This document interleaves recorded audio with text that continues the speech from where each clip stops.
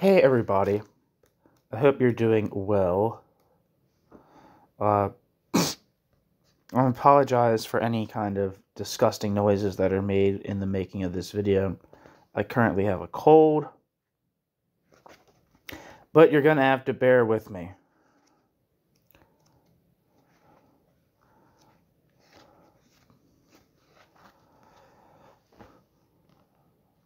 So here we are.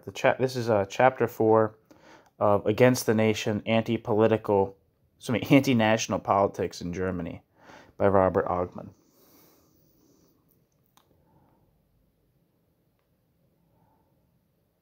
Chapter 4 is titled Never Again Germany! Nie wieder Deutschland! Never Again Germany was the name of the mobilization organized predominantly by West German social movements and left intellectuals against West German efforts to, quote, reunify it with East Germany, with a set of provocative public protests in Frankfurt and Berlin in 1990. The radical left, Die Radikale Linke, together with like-minded activists, expressed public opposition to the geopolitics, resurgent nationalism, and the reinstauration of, quote, the national, end quote, in social, political, and economic discourses and in the public realm in the Federal Republic of Germany after 1989.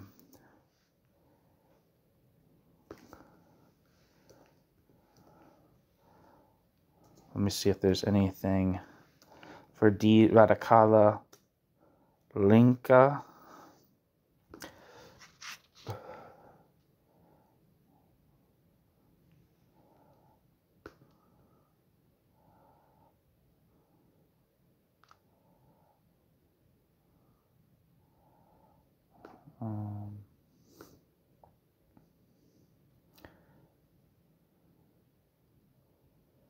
Yeah.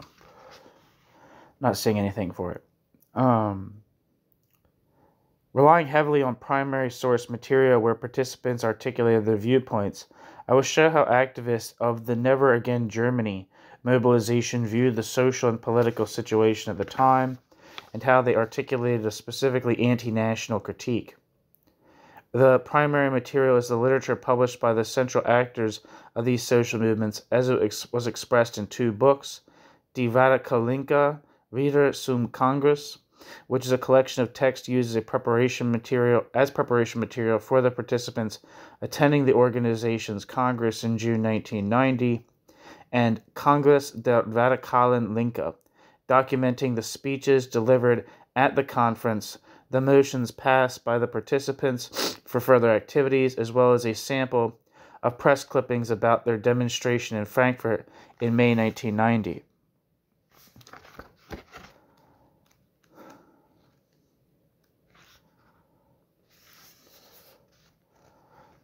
Let's see.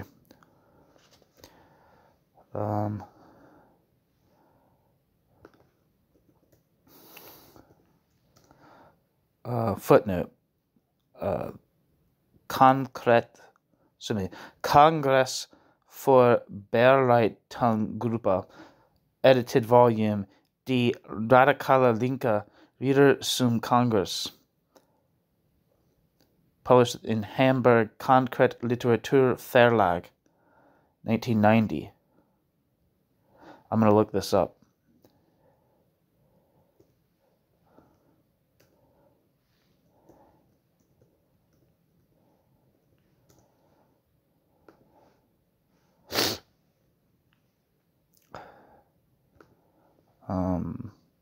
Let's see.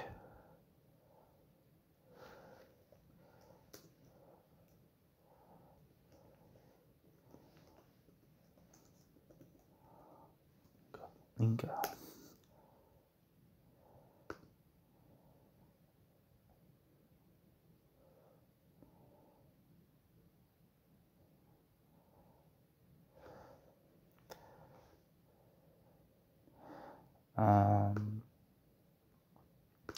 Sorry, I'm seeing if I can find a description of this book.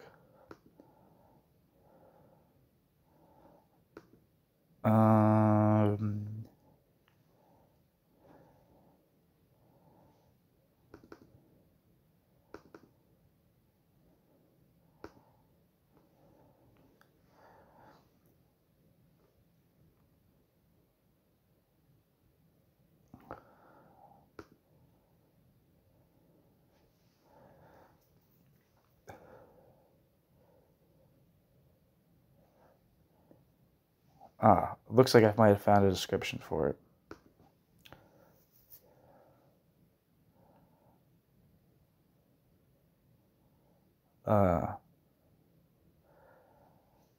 Congress Preparation Group's edited volume, The Radical Left, Reader from the Congress, from the 1st to the 3rd of June 1990 in Cologne.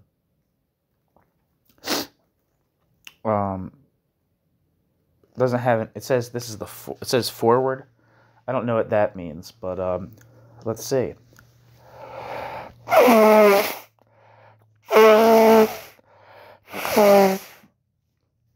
In April 1989, a number of women and men met in Hamburg to explore the possibility of organizing left-wing discussion groups and interventions.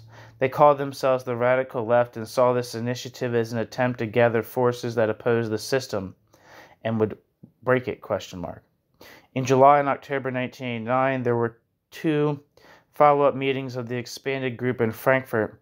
The focus was on determining the political position of those involved, further planning of the Radical Left project, but also the situation of political and social prisoners in the prisons of the Federal Republic of Germany during and after their hunger strike. To the extent that the debate in this group has been conducted publicly so far, it could be followed in various left-wing newspapers and magazines in the Federal Republic of Germany. It was introduced by a, quote, policy paper, also included in this reader, which was initially written in an original version by Rainer Trampert and Thomas Ebermann, and then revised again by October 1989 by an editorial team from the entire Radical Left group in order to open up this debate and formulate critical, individual, more far-reaching, in-depth positions. Papers drawn up in connection with this initiative are presented here, provided they were submitted to the preparatory group by January 1990. We only organized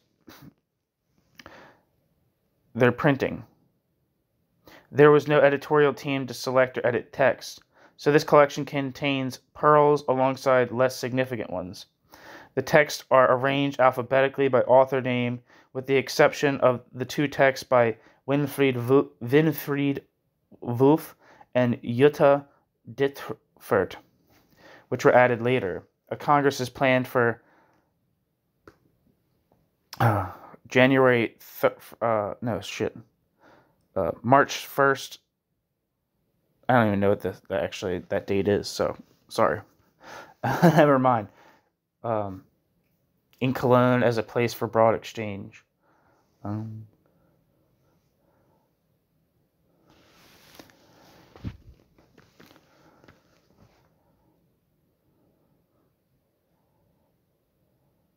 Yeah. So, back to the text. And then, sorry, what was the other one?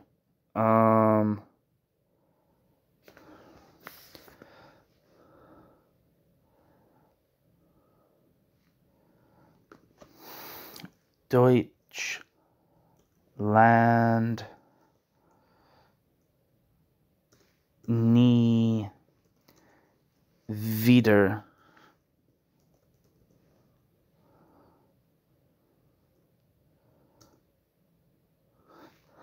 Kongress der radikalen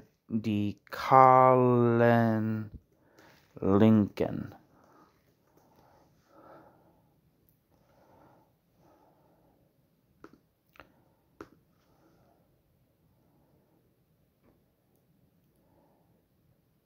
Not finding anything for this book, really.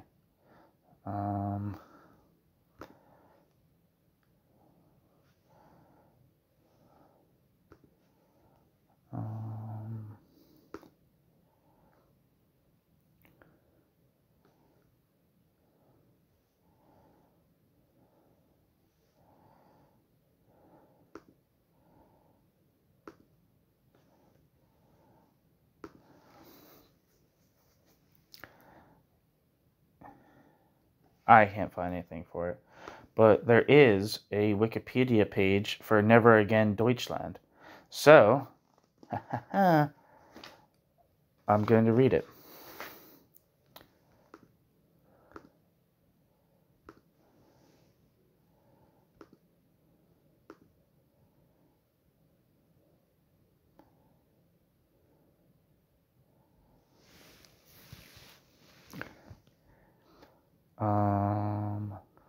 So yeah, here we go. I'm going to read this entire Wikipedia page, so it shouldn't be too long, but I'm translating it from the German Wikipedia. Never Again Germany is an anti-German slogan. It was the political motto of the radical left, which is like a formal organization, and their nationwide demonstration on May 12, 1990. This was directed against the looming German reunification and its fearing consequences, against German anti-Semitism, racism, nationalism, and fascism.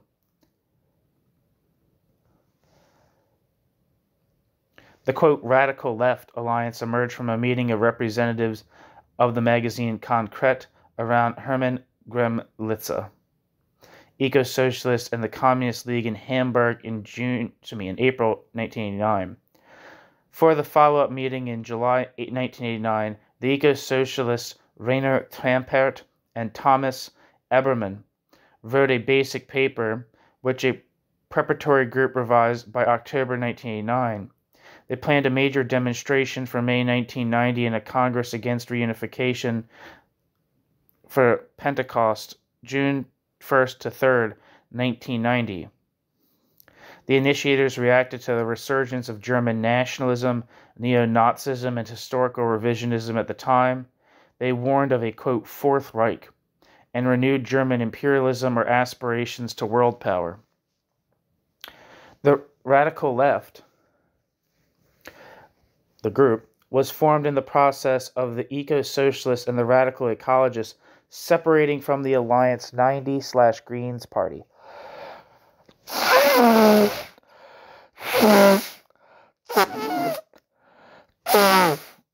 Jesus Christ, that's disgusting. Sorry.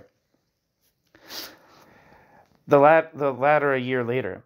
Another impetus was the protest against the prison conditions of former RAF members, some of whom had gone on hunger strike in 1989. By the 21st of June, 1990, various initiators had submitted texts for the planned Congress, including Winfried Wulff, Angelika Beer, Theresia Degener, Georg Fulbert, and Jens Schier.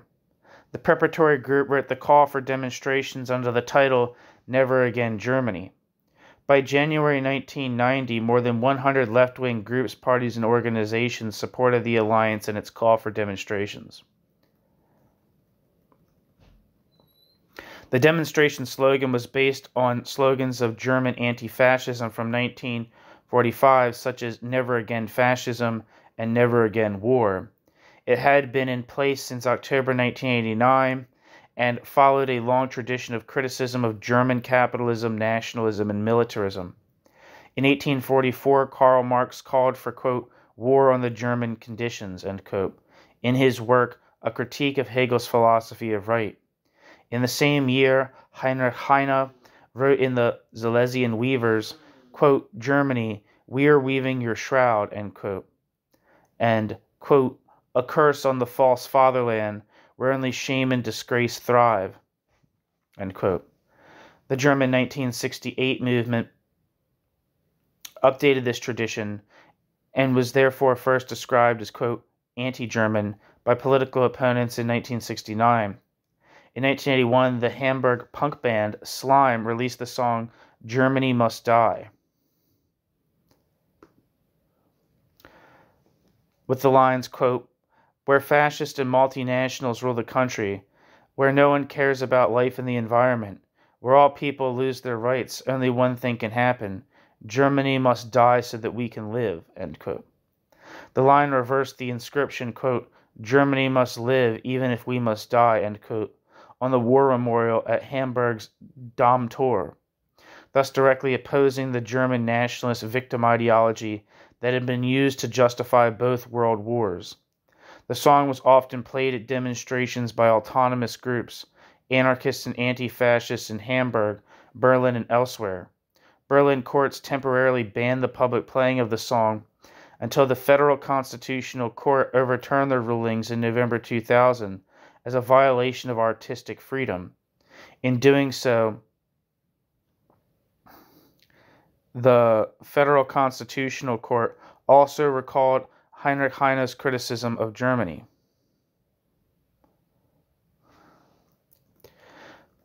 The radical left traced its demonstration slogan back to the actress Marlene Dietrich. In 1944/1945, during Marlene Dietrich's tour of U.S.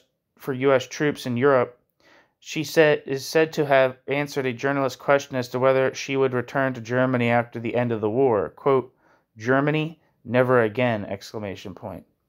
When the organizers wanted to use this quote for the planned Frankfurt demonstration, Dietrich sued co-organizer Jutta Dittfurt, but withdrew the lawsuit shortly afterward. The first Never Again Germany demonstration of the Radical Left Alliance took place on the 12th of May 1990 in Frankfurt am Main with 20,000 participants. The last on the 3rd of November 1990 in Berlin. The Frankfurt demonstration was the largest in the Federal Republic against the impending reunification.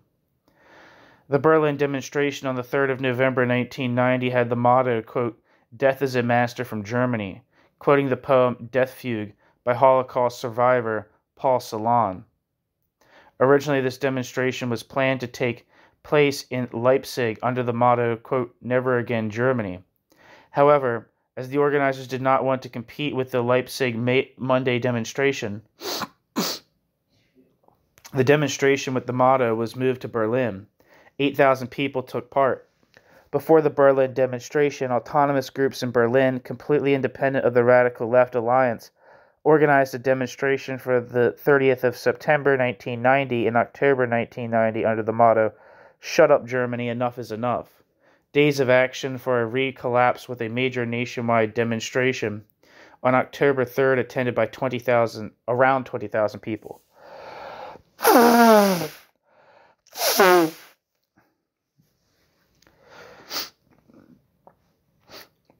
On the 12th of November 1990, only 9 days after the Berlin demonstration, there were clashes over the occupied houses in Mainzerstrasse in Berlin, Friedrichshain, in the context of house clearances, and on the 14th of November, the Mainzerstrasse was cleared.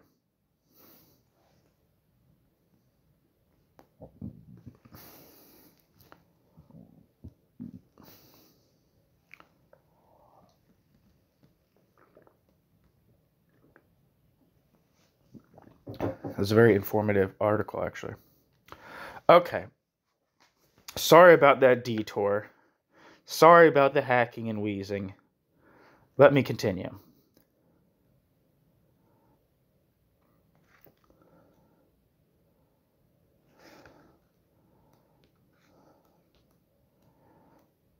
Okay, where am I?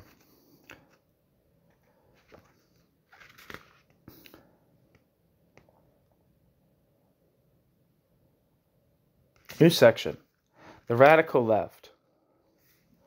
The campaign was initiated by participants of the newly formed network, the Radical Left, a loose collection of left intellectuals and activists, predominantly from West German social movements. It brought together individuals from across the left spectrum, including former members of the Green Party, disenchanted by its integrative impulse, feminists opposed to the Social Democrats' reduction of women's issues to employment equality, activists from the autonomous movement, Autonomen, as well as members of the Kommunistischer Bund and the German Communist Party.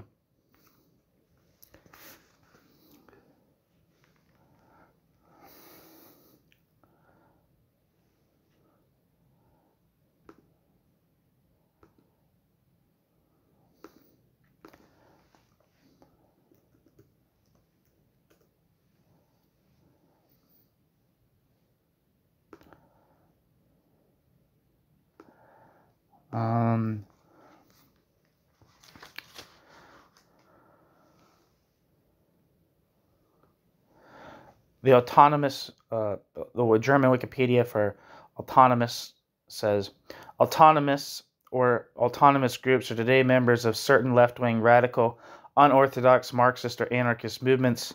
Autonomists are organized in reference groups, which means affinity group. There are loose connections and networks among them. The autonomous people strive to create self-determined free spaces independent of the existing social order. In general, they pursue anti-authoritarian, social revolutionary, and anarchist ideals. The dominant perspective under which the autonomous groups are perceived in the media and the interwoven literature on the protection of the Constitution and extremism is that of violence, while for the autonomous groups themselves, militancy plays only a secondary role. The state security authorities in Germany, Austria, and Switzerland classify autonomous movement as left-wing extremist.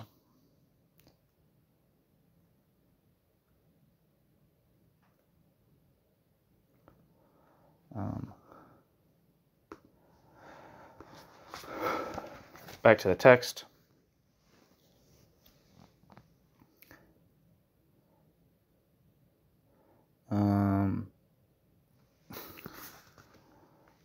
Second.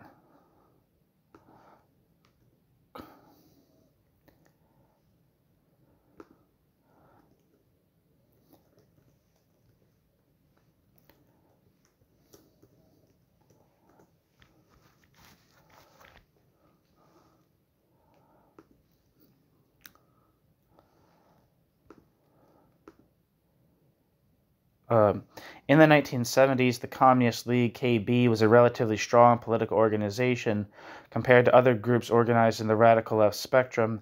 It was initially Maoist-oriented and later belonged to the non-dogmatic left. The Communist League was counted among the K groups and existed until 1991.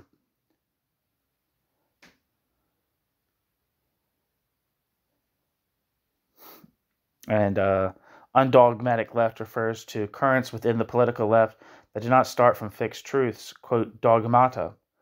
It thus distinguishes itself from currents within the left that are considered dogmatic. These include in particular traditional communist parties, for example, the DKP, the so-called scientific socialism, and parts of the new left that are considered dogmatic. The term, quote, undogmatic left is often used as a self-designation.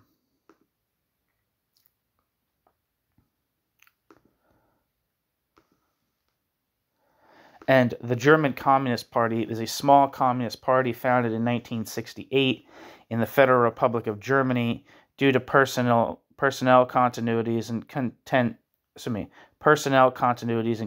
similarities with the KPD, the original Communist Party of Germany, which was banned in 1956, is considered to be its main successor organization.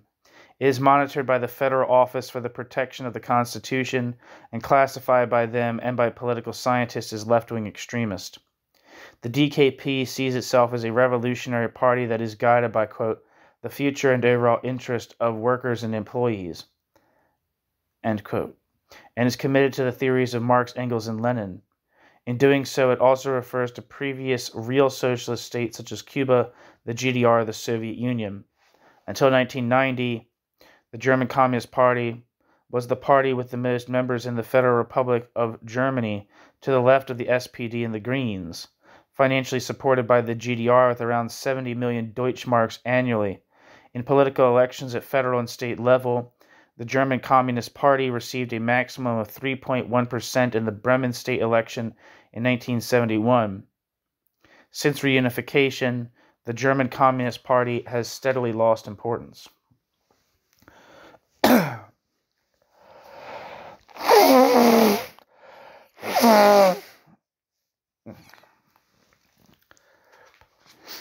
All right, back to the text. Against the integrative approach of the parliamentary left, the radical left sought to assert, quote, the power of negation, end quote, to band together to develop a, quote, system oppositional, end quote, orientation, hoping to, quote, intervene over a wide area by means of journalism, hopefully in an increasingly organized manner, and locally in concrete practical debates, end quote. Against the integrative approach to the parliamentary left, the radical left sought to assert, quote, the power of negate. Sorry, I'm repeating myself. That's the wrong thing. Sorry. Just a month before the opening of the Berlin Wall on the 9th of November 1989,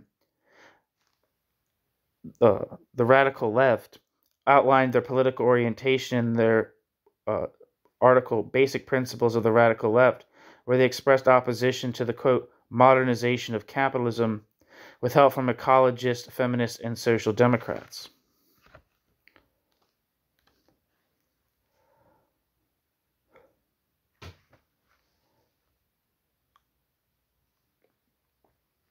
According to the radical left, the integration of ecologists, feminists, and social democrats into the government might, quote, deliver a few environmental technologies into the export palette, end quote, of the state and assure a few career opportunities for women, but it would not assure anything further. They argue that these minor adjustments and concessions were part of a broader modernization of capitalism in the Federal Republic. This broad cooperation was, in their view, underlined by a nationalist perspective, which hid inequalities of socio-economic, class, gender, and status, both in terms of racial discrimination against Germans with an immigrant background, as well as those without German citizenship, such as temporary contract workers and asylum seekers living in the country. This consensus-based nationalism, with its focus on the modernization of capitalism, was complicated by the rapid political developments of 1989-1990. The unexpected collapse of the GDR, the advancement of West Germany's plans for reunification, the reinstauration of a national discourse across the political spectrum and the society, and the electoral success of the far-right party, the Republikaner. These developments made the radical left push, quote, the national question, end quote, to the center of its critique, where the target of their criticism was Germany, the Federal Republic as such, end quote, the nation, at times warning that the expanded Federal Republic of Germany meant the construction of a, quote, colossus, a, quote, greater Germany, and the emergence of a, quote, Fourth Reich. New section. The protest of Nie wieder Deutschland, or Never Again Germany. In May 1990, the radical left organized a public protest in Frankfurt against German reunification.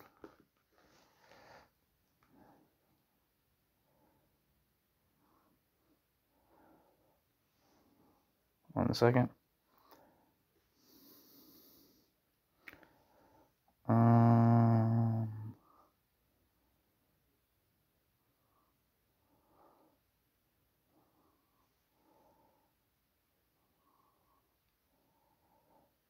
Sorry.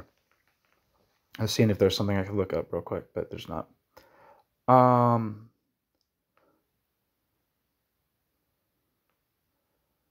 Borrowing the words of the popular German cabaret performer Marlene Dietrich, who fled her native country during the Nazi period and performed for the Western Allied troops on the front during World War II, the demonstration paraded under the banner, Never Again Germany.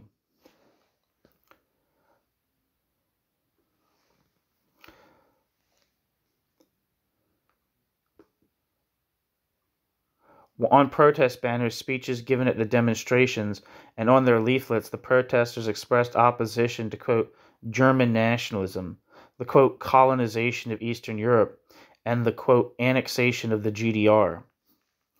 An estimated 20 to 30,000 people from a broad spectrum of left social movements and individuals joined the demonstration, which, due partly to the outbreak of physical violence between police and demonstrators, was covered by the national and international press. The broadness of the political spectrum that participated in the protests even outdid the diversity of participants of the radical left itself.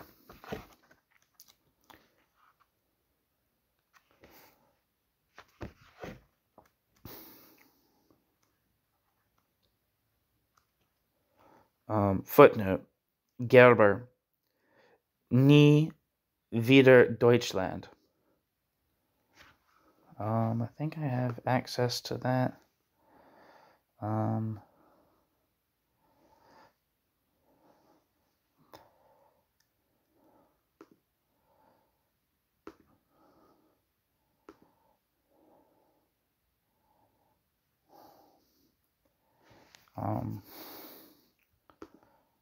Let's see. Jan Gerber. Ka ihre Verlag.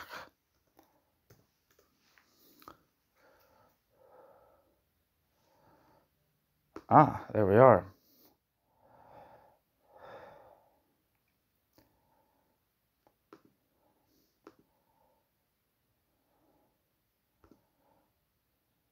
Come on.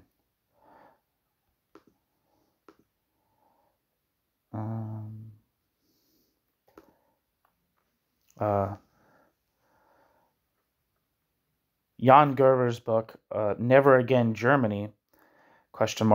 The Left in the Collapse of, quote, Real Socialism, was published with Ka ihre Verlag in autumn 2010. And the description says, Never Again Germany. Under this slogan, the extra-parliamentary left mobilized across all factions on Frankfurt's Opernplatz in May 1990 to demonstrate against reunification. When the Second Gulf War began a few months later, this unusual harmony was over. A minority expressed solidarity with the Allied troops in the Gulf, citing the threat to Israel from Iraqi Scud missiles. The majority tried to save the certainties they had lost at the collapse of the Eastern Bloc by siding with the Ba'ath regime. In the months between the fall of the Berlin Wall and the Second Gulf War, not only did the dominant inner left need for a demarcation of the 20th century lose its essential importance. At the same time, the foundations were laid for the conflicts that were to shape the extra-parliamentary left for the next 20 years.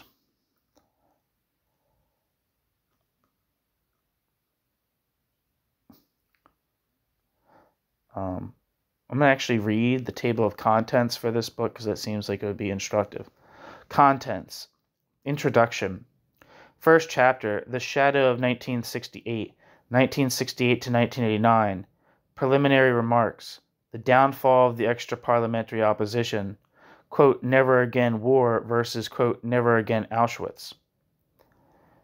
Second chapter, Between Collapse and Reinvention, 1989 to 1991. Preliminary remarks, quote, Model Germany, or, quote, Fourth Reich. The Return of History, From Opposition to Participation. Between, quote, Left Pole Formation and, quote, Mass Approach. The Organizational Question. In Search of the Revolutionary Subject. PDS versus Radical Left. From Reunification to the War in the Gulf. Internationalism and Anti-Imperialism. Quote, Peace or Save Israel. The Gulf War as a Catalyst, a Synthesis. Third chapter, The Crisis as a Permanent State, 1991 to 1995. The Return of Anti-Fascism. Anti-Fascism as an Alliance Bond. Which anti-fascism against which fascism? The, quote, Bomber-Harris question. Hibernation versus forward defense, the organizational question. The, quote, false dream of political practice. Quote, we don't need functionaries, the autonomous organization debate. The return of PDS. PDS is like the precursor to the current German left party, Die Linke, if you didn't know. Fourth chapter, The End of Certainties, or What Was the Left in the 20th Century? The, quote, Project 1917, On the Side of the Soviet Union. The Mission of the October Revolution. The Arrested Chance. Anti-Fascism, On the Side of History, quote, Victors of History. German Peculiarities, Past, Present, and Future. The End of the GDR. Anti-Imperialism, On the Side of the Peoples. The Revolution is Being Relocated. The Anti-Imperialist Worldview. Return of the Soviet Union. The End of the Third World. Conclusion. The Echo of 1989. Back to the text.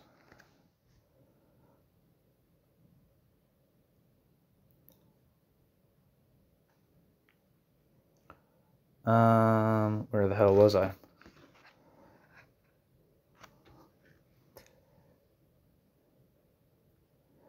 Yet, as the unification process accelerated, the Never Again Germany campaign faced competing oppositional positions and mobilizations. A demonstration by East and West German women's organizations managed to bring twice as many people onto the streets in Berlin at the end of September 1990 as the demonstration of the radical left. In contrast to the radical left's outright rejection of the reunification, the alternative demonstration criticized the democratic deficit of the unification process and demanded public inclusion into it.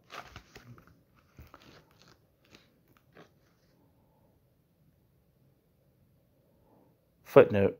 See Winfried Wolf. Schweigen, weil das Wirte Reich ohnehin kommt. In Kongress for Bereitungsgruppe, edited volume Die Radikale Linke, Reader zum Kongress, and Gaston Kirsch's Hypermarginalistierte Outlaws, published in Concrete 2.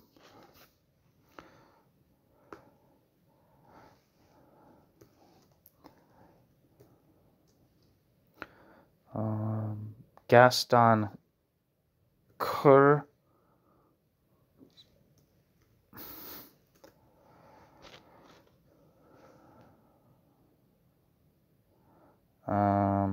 Not really seeing anything for Gaston Korsha.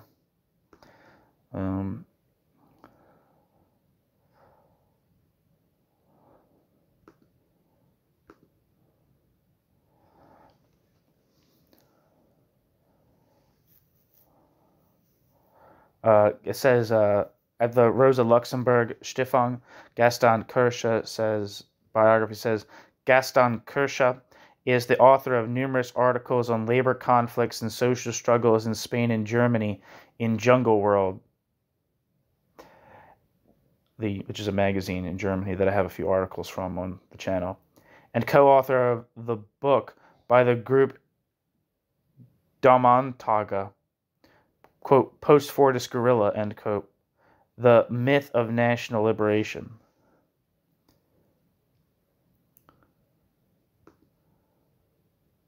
Okay, and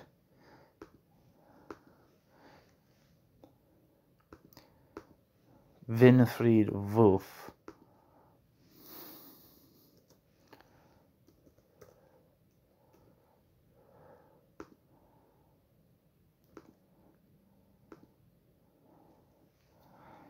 And German Wikipedia says Winfried Wolf was a German politician, author, and editor-in-chief of Luna Park 21.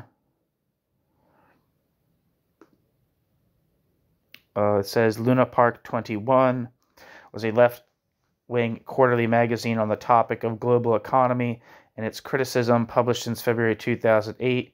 Its motto is, quote, another world is possible, another economy is necessary. Social movements were the focus of the reporting.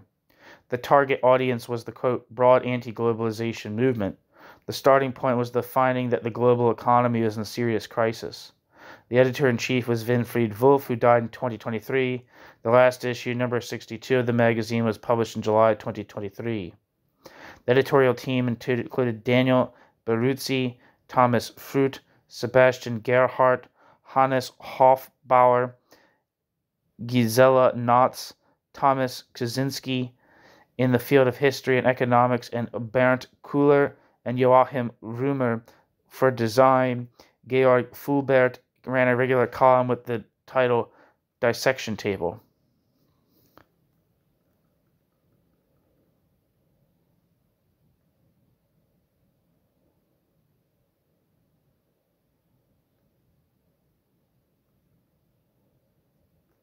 Back to the text.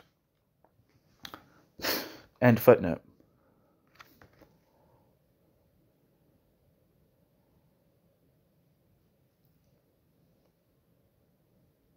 Where am I? The Never Again Germany campaign, however, maintained its influence in the radical left scene. Roughly 15,000 people took part in the, quote, Days of Action for the, quote, redivision of Germany. Aktionstage für den Wiederzusammenbruch between September and October 1990, and 1,500 participants attended their Congress in Cologne.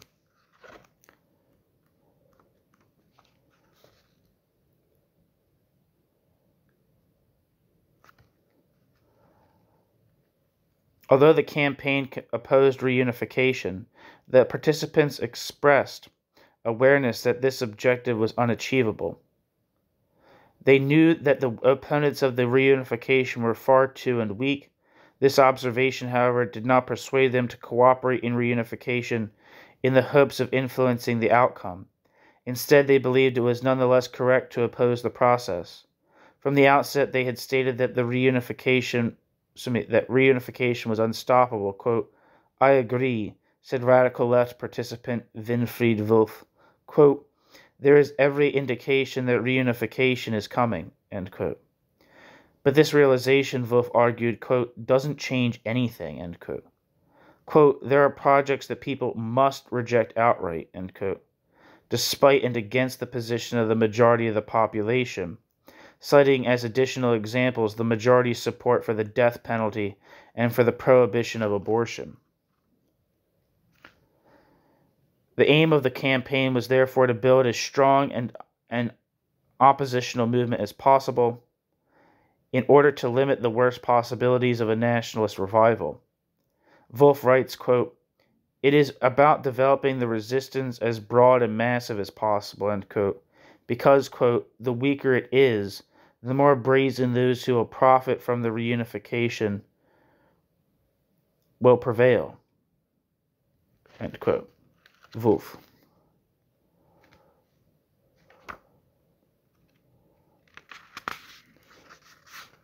New section. Opposing the, quote, Aliens Act.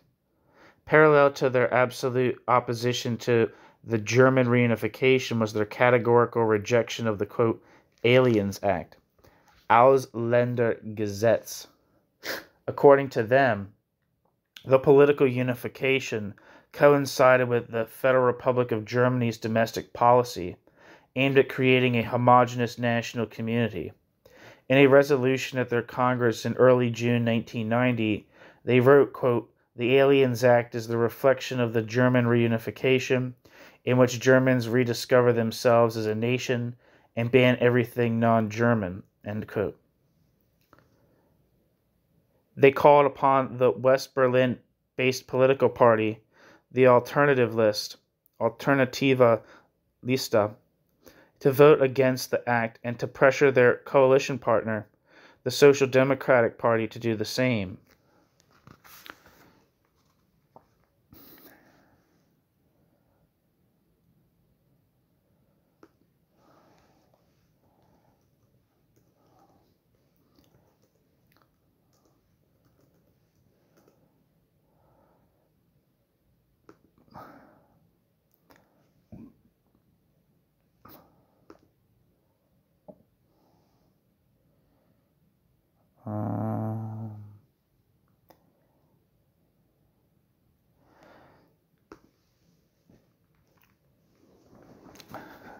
Sorry, I'm trying to look this Alternative Lista up.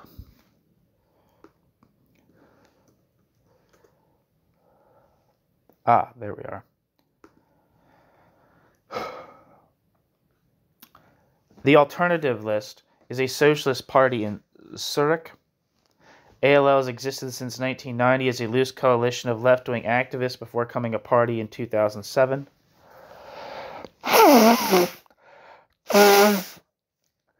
With sections in the city of Zurich. I don't know if this is actually what is being referred to.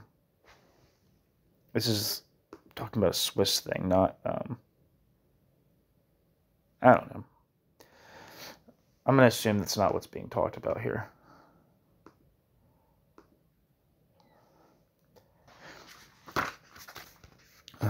Back to the text. Where am I? They called upon the West Berlin-based political party, the Alternative List, to vote against the act and to pressure their coalition partner, the Social Democratic Party, to do the same.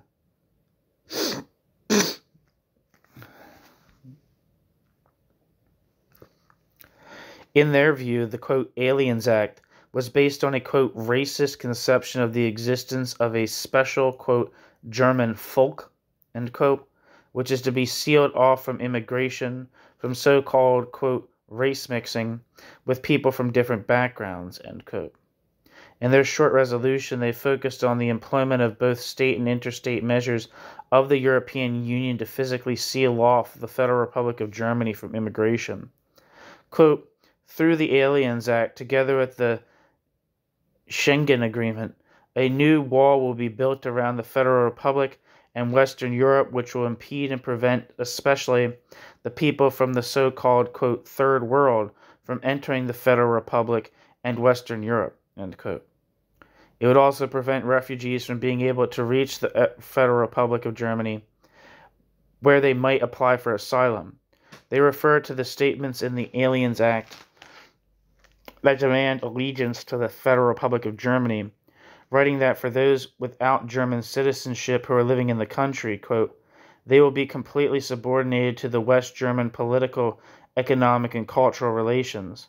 For those who do not conform, they will be threatened with deportation, and their political activities will be restricted and threatened with penalties, end quote.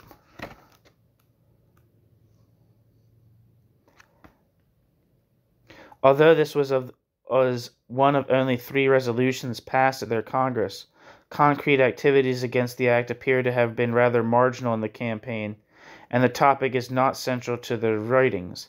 This status was criticized by Hamida Shir, who asked at the Congress, quote, why is there no link between the protest against reunification and resistance to the Aliens Act?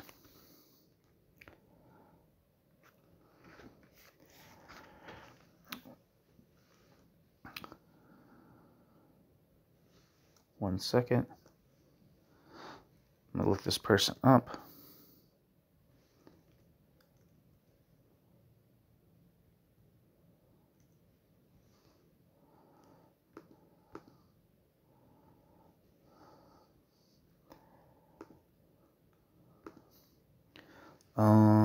Let me see.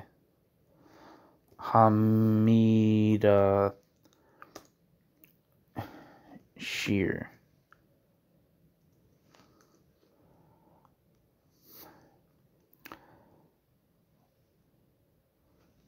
Not seeing anything for this person. Anyway, despite the lack of protest activities against the act and the minimum amount of attention given to it in their books, the content of the resolution was extremely important for the group. It revealed the participants' universalist political demands for open borders in opposition to migration controls and restrictive citizenship. New section. The radical left's critique of nationalism. The campaign against reunification involved multiple and interrelated aspects of an anti-national critique. The critique can be understood as having 2 major aspects. The first involved opposition to the FRG's geopolitics during the political conjuncture of 1989 to 1990, both within and beyond the national territory. This included the absorption of the former East Germany into the national territory of the expanded Federal Republic, as well as the state's political and economic objectives in the international arena. Here we can mention the FRG's role in the in the European Union and NATO, and its trade relations with Eastern European states following the fall of the Iron Curtain.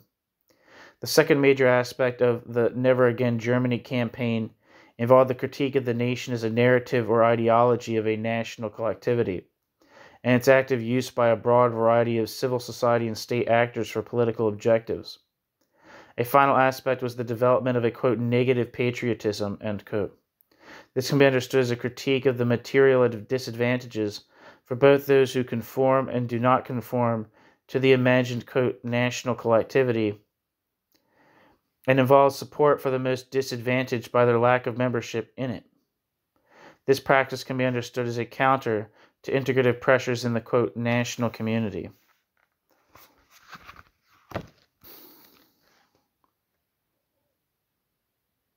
Footnote, see Detlef zum Winkel. Deutsche Flagge, welche Flagge? in Kongress für Bearbeitungsgruppe, edited volume Deutschland nie wieder. I'm going to look this person up. Detlef zum Finkel or Winkel.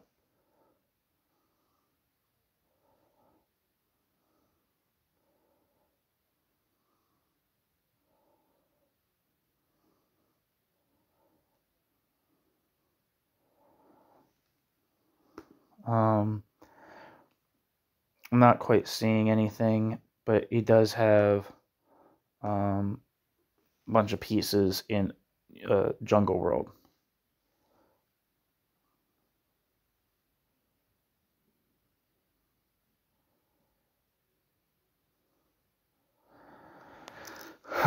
Back to the text.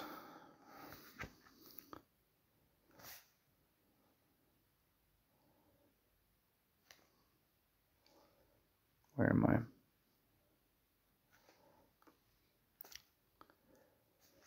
New section. A geopolitical critique. The radical left viewed the political developments as hovering between the modernization of capitalism and the threat of a Fourth Reich.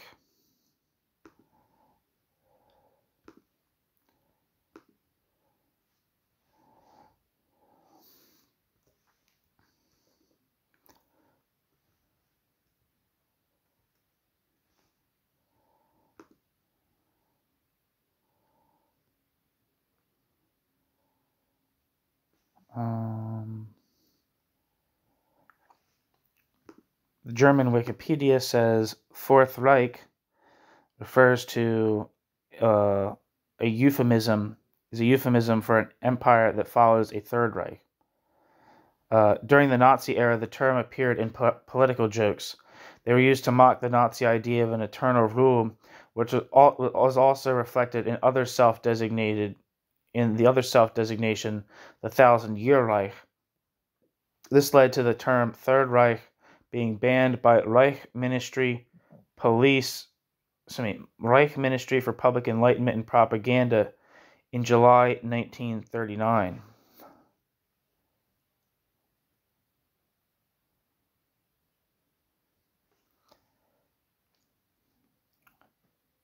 Does that mean? I think that might be a typo. I don't know. That doesn't make sense to me.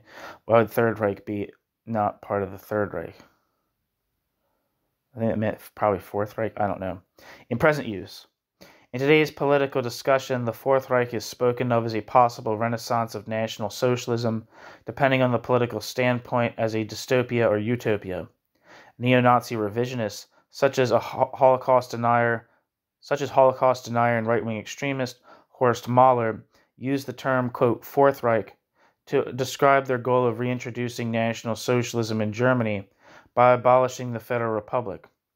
The British journalist Sefton Delmer used the expression in the second part of his autobiography, Black Boomerang, published in 1962, German version in 1963, as Die Deutsche und Ich, to denounce the continued influence of old Nazis in the West German elite of the 1950s. According to Sefton Delmer, Otto Jahn, the first president of the Federal Office for the Protection of the Constitution, became, quote, the first victim of the Fourth Reich, unquote, through a court ruling, as an Italian colleague put it. Critics of the global anti-terror measures use the term as a synonym for police state or surveillance state, in which the population is controlled by means of mass media propaganda. For example, in the early 1980s, the band Slime sang, quote, it's not far off until the Fourth Reich in their song For Reich, and wanted to provocatively comment on the political situation at the time.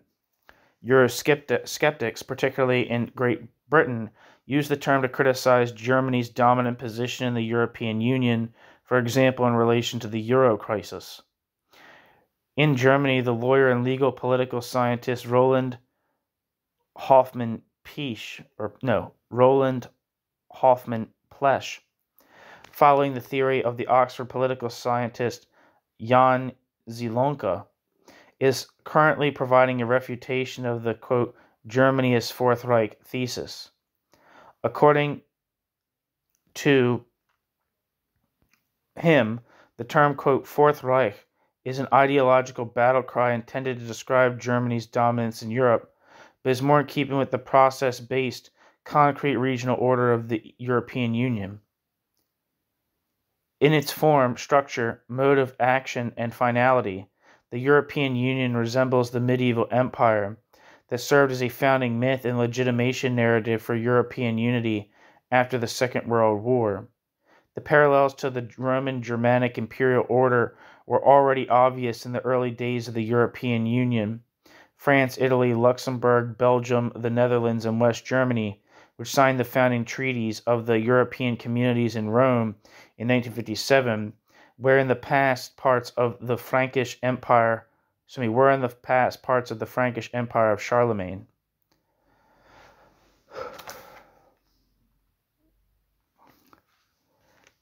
Back to the text.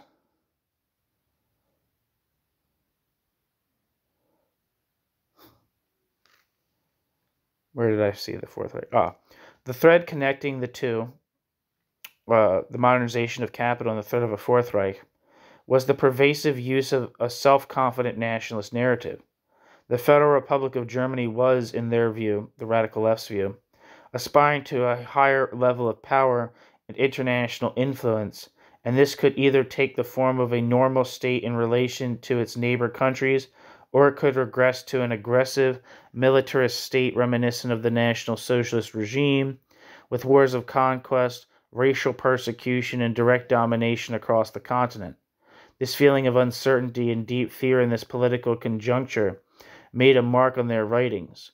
In a group statement in January 1990, co-written by 100 participants of the radical left, they write of a, quote, German national frenzy, not seen since the end of World War II.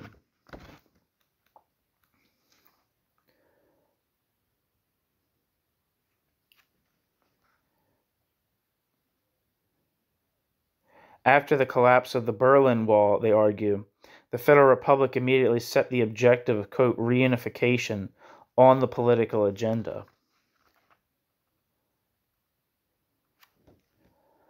According to them, this objective meant the state's aspirations toward increased international political power and economic influence through the EC, later EU, its participation in NATO, and its trade relations with Eastern European countries. They warned this would lead to, quote, third world, end quote, conditions in Eastern Europe, dominated by Western European countries.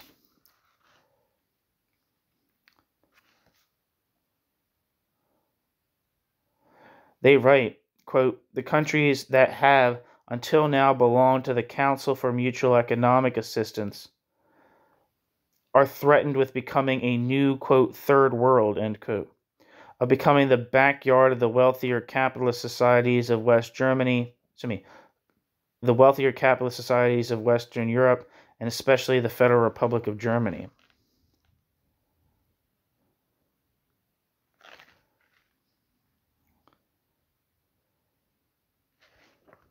Footnote: the Council for Mutual Economic Assistance was an organization for economic cooperation between Eastern Bloc countries and in the Soviet Union's sphere of influence. End footnote. According to their analysis, reunification would mean that Germany would become a controlling power in Europe. They write, quote, by planning to grant the GDR this, quote, Sonderweg, the FRG sees in its confederation and unification plans first and foremost the chance to strengthen its dominance in the West and all of Europe, and with it against the East and South. A, quote, or new unification would make the Fourth Reich the ruling power in Europe.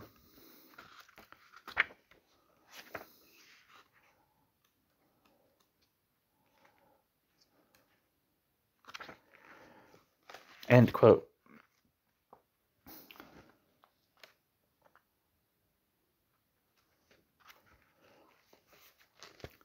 Additionally, they criticized the grounds on which the reunification took place, which they, like Jürgen Habermas and others, saw not as an authentic unification of the FRG and the GDR affirmed by the citizens of both states, but as an annexation of the fledgling East Germany by the politically and economically strong Federal Republic.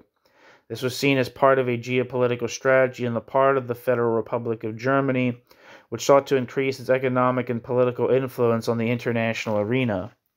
In another text, participants of the radical left argued that the Federal Republic of Germany, helped by the International Monetary Fund, managed to compel the former GDR into reunification by pressuring a privatization of the GDR's industries, the establishment of a market economy, and the opening to Western investment, or to risk complete bankruptcy. Under this pressure, the Federal Republic of Germany managed to annex new territory on conditions of Western capitalism.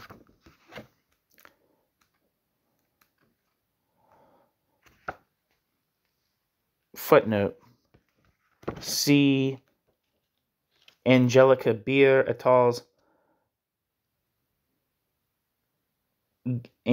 article Gegen die Kolonisierung der osteuropäischen Staaten durch BRD, EG und NATO in Kongress-Vorbereitungsgruppe, edited volume Die Radikale Linke.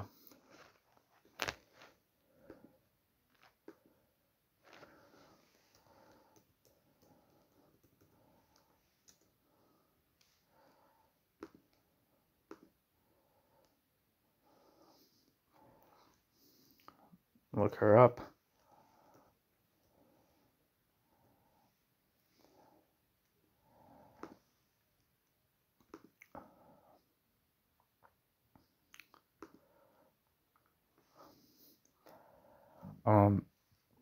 German Wikipedia says Angelika Beer, born 1957 in Kiel, is a German politician.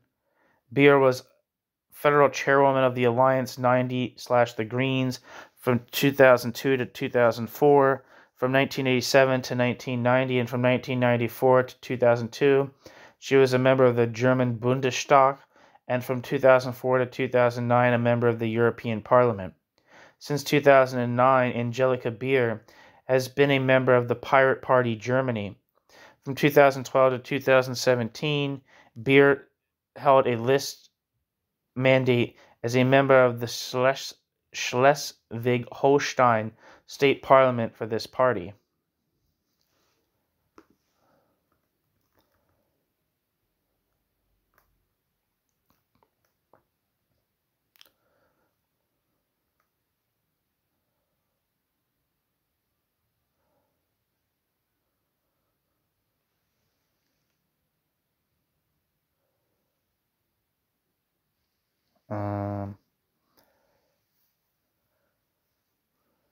Where am I? Okay. I was gonna see if I was thinking about reading her extended biography, but it's kind of long.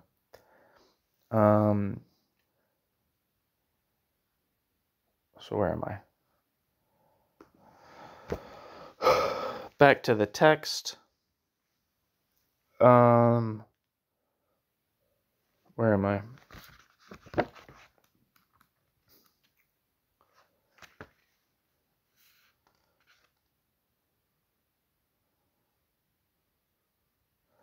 This pressure gave the flailing GDR no other option but to implement these economic austerity plans, which resulted in the fulfillment of Konrad Adenauer's stated objective of 1949 of the, quote, unity of Germany. According to the radical left, reunification was, however, only the first step towards the EU's, quote, colonization of Eastern Europe, the formation of the European Union financial institutions for investment and lending in markets in formerly East Bloc countries, to establish a market economy and, quote, private enterprise, was a means through which the Federal Republic, would like to establish Berlin as the capital of the EU Bank.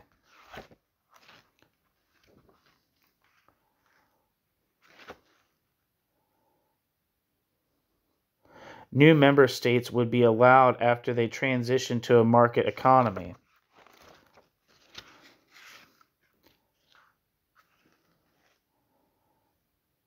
The FRG, the Federal Republic of Germany, was the, quote, frontline state of the West campaign to conquer the markets of Eastern Europe, end quote. On the internal territory of the Federal Republic of Germany, this national, quote, frenzy was seen as intensifying the state's mechanisms of exclusion towards those deemed not belonging to the, quote, national community. This was seen in economic policy that privileged employees of German descent over non-nationals on the labor market, and in immigration policy and citizenship laws, as well as in policy towards asylum seekers.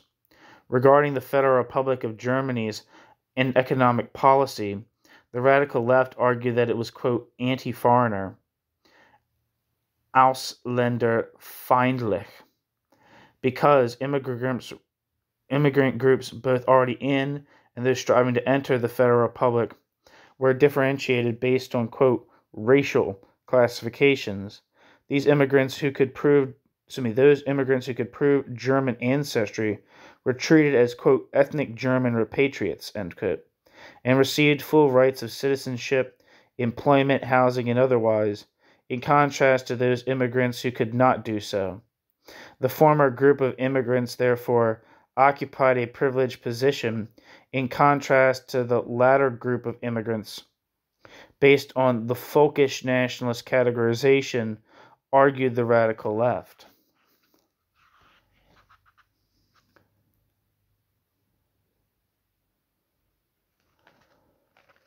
Footnote, see Thomas Ebermann, Georg Fulbert, and Hermann L. Gremlitzer. Rechts ist die deutsche Mitte in Kongress Vorbereitungsgruppe, edited volume Die Radikale Linke. End footnote. I'm actually going to look up these people because they come up all the time in this discussion. I think we already heard about Ebermann and all. So,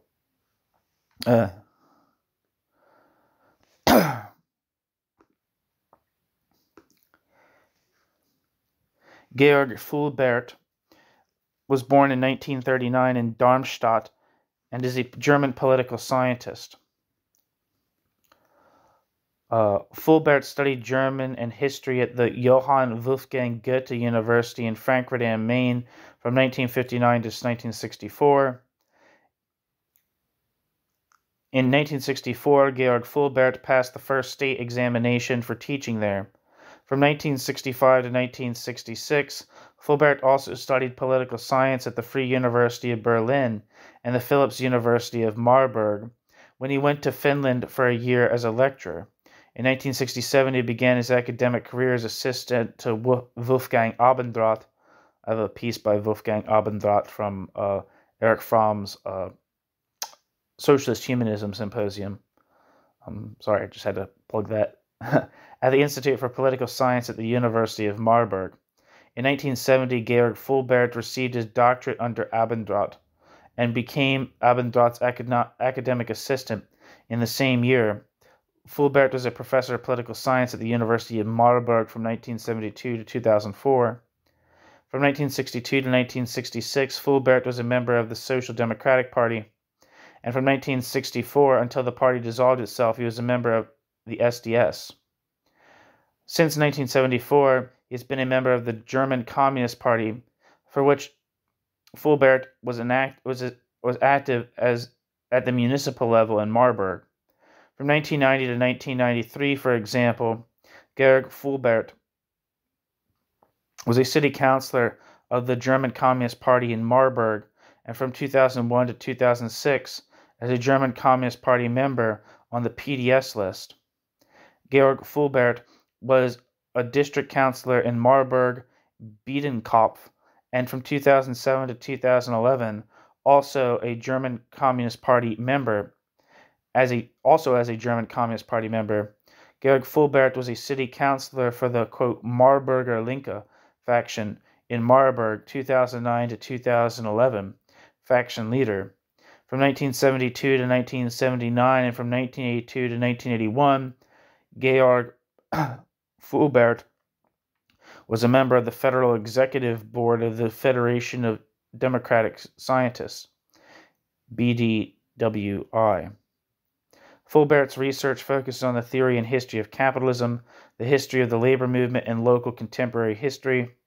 Georg Fulbert publishes regularly in Junge Welt, Ossietzky, Konkret, and occasionally in Freitag, as well as in Neues Deutschland and the DKP newspaper. He also had his own column in the magazine Luna Park 21. Articles from this appeared in 2019 in the collection Unter der Lupe, Analyses and analyses and reflections on ordinary capitalism.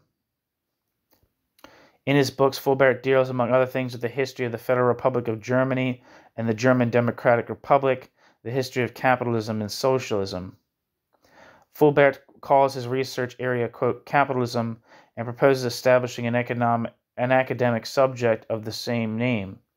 This should represent a cross-section between social, cultural, legal, and economic sciences, and research the characteristics of capitalism in history and the present.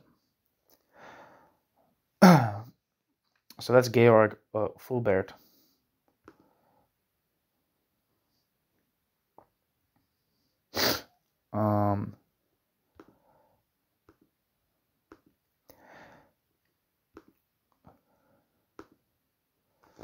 Let me blow my nose real quick. It's getting stuffy again. I'm sorry.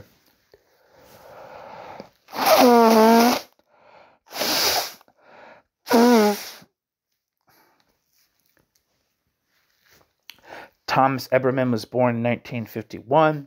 Thomas Ebermann is a German journalist and politician. After Thomas Ebermann's involvement with the Communist League, Thomas Ebermann was involved in the founding of the Green Party in the Federal Republic of Germany in 1980. Among other things, Thomas Ebermann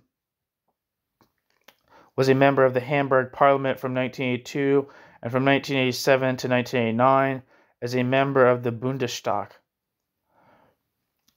Thomas Ebermann was the Green Party's parliamentary group spokesman in the Bundestag. As a representative of the eco-socialist left wing, he left the party to go with other eco-socialists in 1990 in protest against the, quote, realpolitik tendency of the Greens, end quote.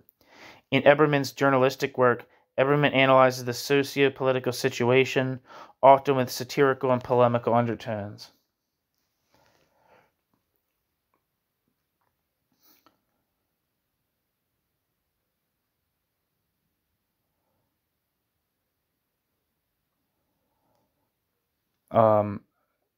After finishing secondary school, Thomas Ebermann worked as an educational assistant in a youth home, then at the Phoenix Rubber Works and at the Norddeutsche Affinity.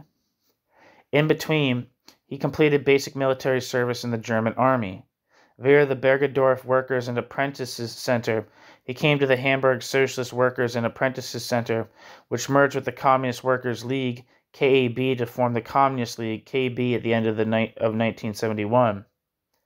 Within the KB, Ebermann was known as a, quote, Langer, and was particularly active in the Africa Commission, which dealt with the liberation movements in Africa and maintained special relations with the MPLA in Angola.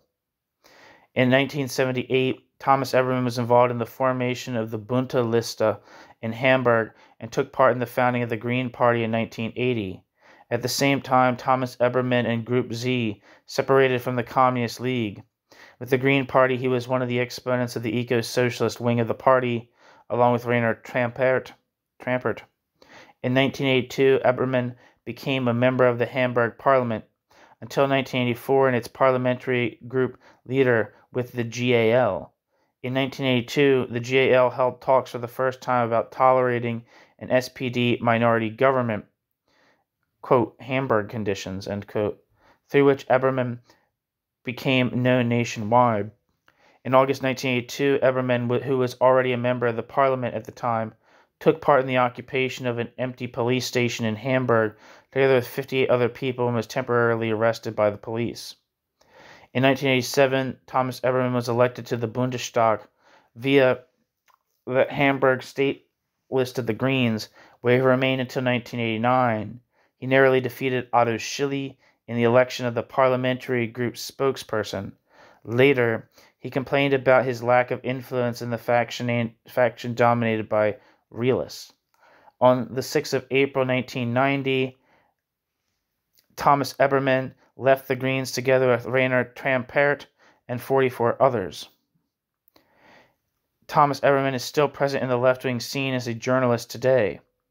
Ebermann lives in Hamburg, works as a publicist, and appears alongside Rainer Trampert in political satirical readings.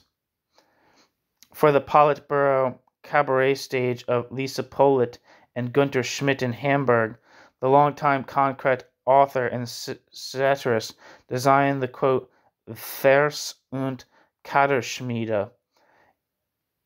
In 2006, a version of the story The Folder of the Endgame by Hermann Kant, which Ebermann had prepared for the stage, was performed in the Politburo. Contributors Thomas Ebermann, Roland Bayer, Ruth Marie Kruger, Matthias Schuring, and Michael Weber. In 2012, his play The Company Hymn Trade premiered in Hamburg.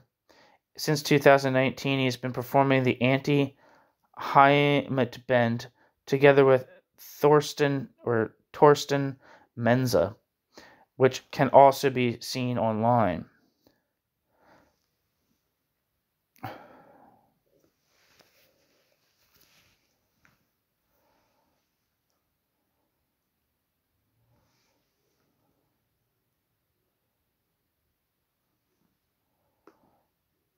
And finally,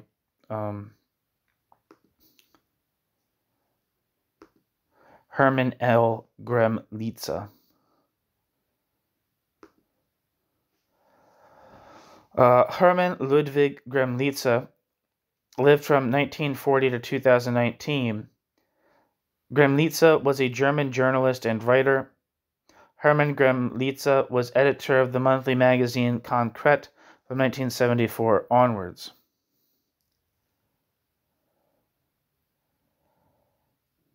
Gremlitze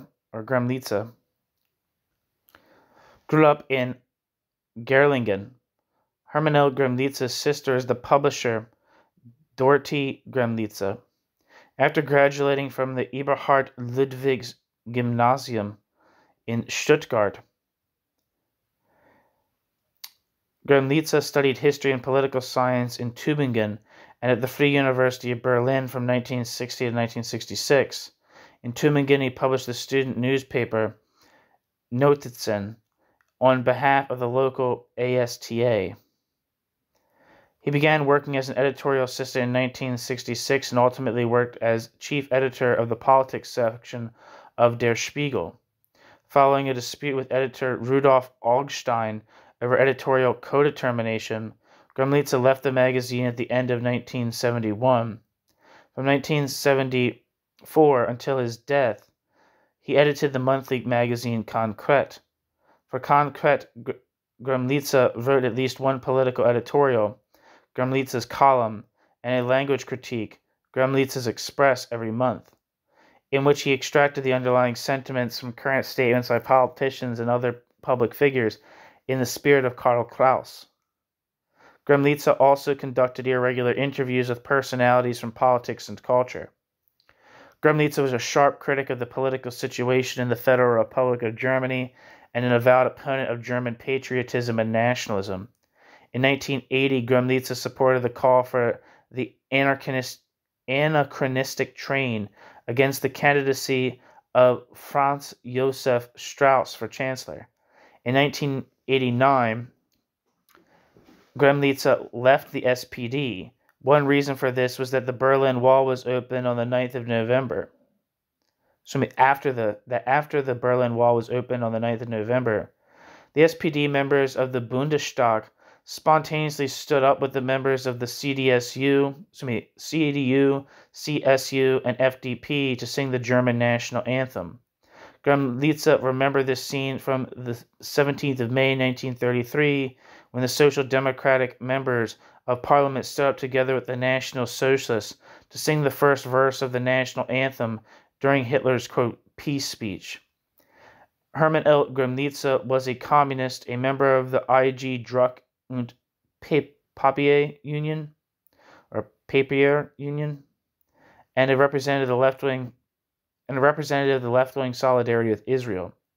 In 1987, Gromlitze publicly stated that he had ghostwritten Günter Wallraff's book, The Headline, about the Bild newspaper, which Wallraff did not deny at the time. In 1994, Gromlitze, as an external consultant, attempted to reform the daily newspaper Junge Welt together with Wiglaf Droste. Gromlitze was married since 1976 and had 4 children. He died in December 2019 at the age of 79 in Hamburg after a long serious illness. In 1986, Gromlitze founded the Karl Kraus Prize, which he awarded to Fritz J. Raditz, and in 1987 to Günter Wallraff. The winners declined the prize because the prize money of 30,000 Deutschmarks was tied to the condition that they would never write another word. Heiner Müller published a transcript of the telephone conversation in which Wallraff declined the prize in the Taz.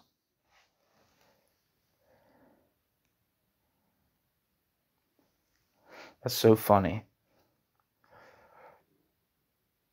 Okay, so back to the text and footnote. Thank you for allowing me that digression.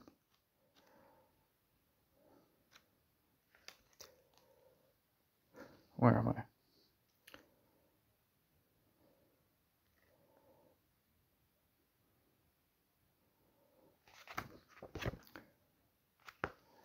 Okay. This confirmed an, quote, openly racist discrimination against, quote, foreign immigrants in favor of those of, quote, German origin.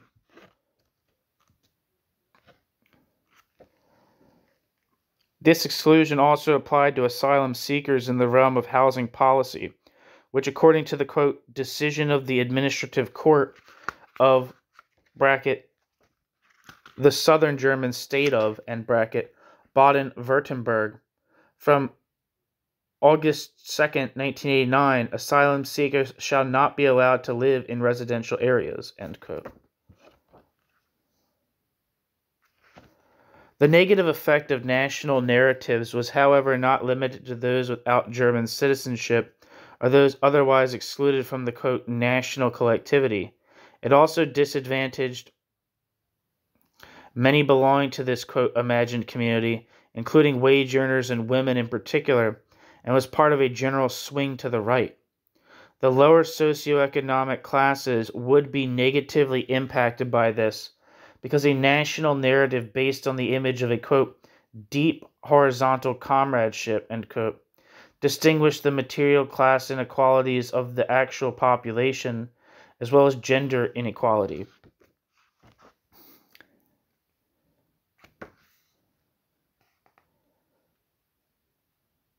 For the radical left, the modernization of capitalism taking place at the end of the 1980s and early 1990s did not close the gap between these different groups, but rather intensified the polarization.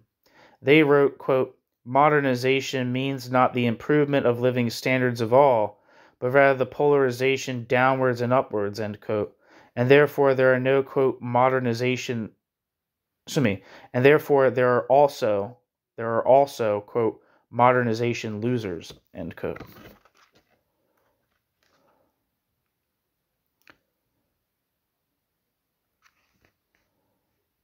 Eberman et al. For the campaign against reunification, they viewed, quote, the national question as, quote, overlaying the social question simply ideologically, end quote.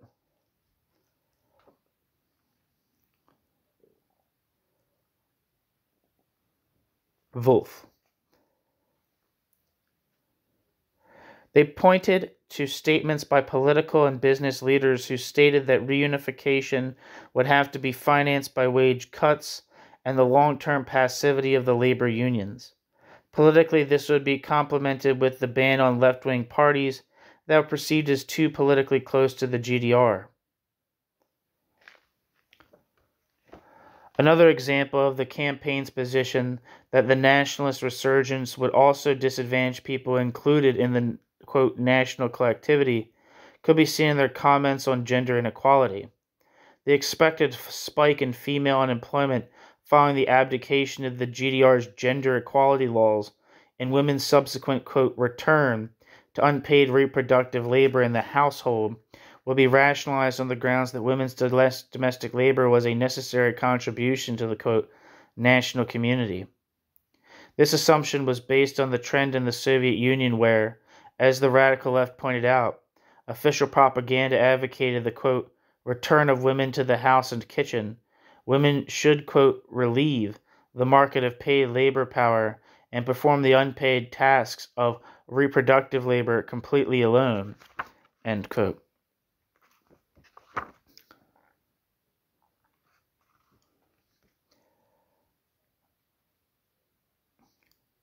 For the radical left, the subordination of gender equality to the national market was a component of the new national sentiment.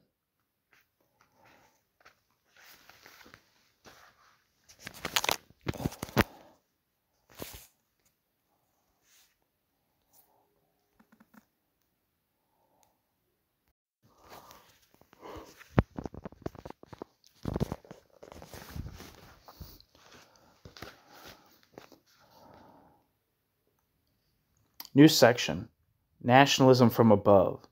Nationalism was seen partially as state ideology employed instrumentally to win the support of the population against their own material needs for the purpose of geopolitical objectives.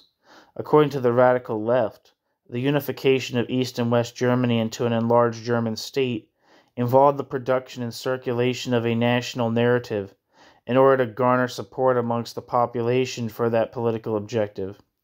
In his talk at a conference of the Never Again Germany campaign, Hermann L. Gremlitze, editor of the left magazine Konkret, argued that the general population support for Helmut Kohl's reunification plans and national sentiment, more broadly in the 1980s, was quite low and only increased after political leaders repeatedly pushed the issue in the framework of a, quote, national interest.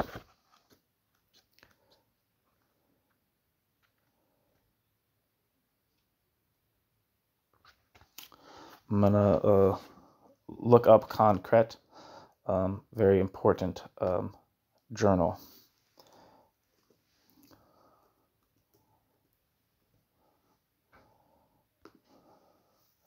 According to German Wikipedia, Konkret is a German magazine founded in 1957, which with a break from November 1973 to October 1974 is still published today.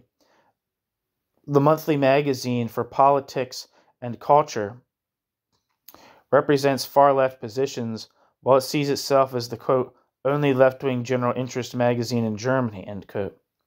Konkret was classified as, quote, undogmatic left-wing extremism, end quote, by the Federal Office for the Protection of the Constitution in 2003. The predecessor, Studentenkurier, was innovative in style and aggressiveness and was the first to attract West German academic youth as a readership beyond the local student magazines. Studentenkurier was founded in Hamburg in 1955 by Klaus Rainer Rohl. Studentenkurier was published until 1957 with the participation of authors such as Werner Riegel, Peter Ruhmkorff, Arno Schmidt, Kurt Hiller, and also the graphic artist Ferner Witting. The founding was financed mainly by the GDR via the former FDJ functionary Klaus Hubacher. In the first years of its existence, Konkret had a great influence on the socially critical student body, in particular. During the peak of the student revolt, see 1968 movement, Konkret was published fortnightly from 1972 until Konkret's bankruptcy in November 1973, even weekly. Initially, the magazine, renamed Konkret, was a student magazine that was also mainly distributed at universities. Konkret received financial support from the GDR and received up to 40,000 Deutschmarks per issue until 1964. Klaus Rainer Ruhl, Ulrike Meinhof, and other editors often traveled to the GDR for this purpose. Sometimes they also received their instructions in the West from representatives of the GDR. Ruhl later stated that the editors were guided by instructors from the KPD, which had been illegal in the Federal Republic of Germany since 1956. This is clear, for example, from the fact that socialists critical of Moscow, such as Kurt Hiller, were pushed out of the paper. Since there were constant problems with the financing of the magazine, while at the same time its circulation and popularity increased enormously, K.R. Ruhl looked for a way to ensure the magazine's expansion and distribution. Since articles critical of the GDR were sometimes printed and payments were not forthcoming for this reason, the presentation and content, in the early days of sexual emancipation, were increasingly dominated by sexual themes using nude photos, this would lead to a high circulation. At the same time, the measure gave the magazine a reputation among its opponents that lasted for a long time as a, quote, political porn publication. However, a bare breast did not appear on the cover until 1969, at the same time that major magazines such as Stern were also trying to attract readers with revealing covers.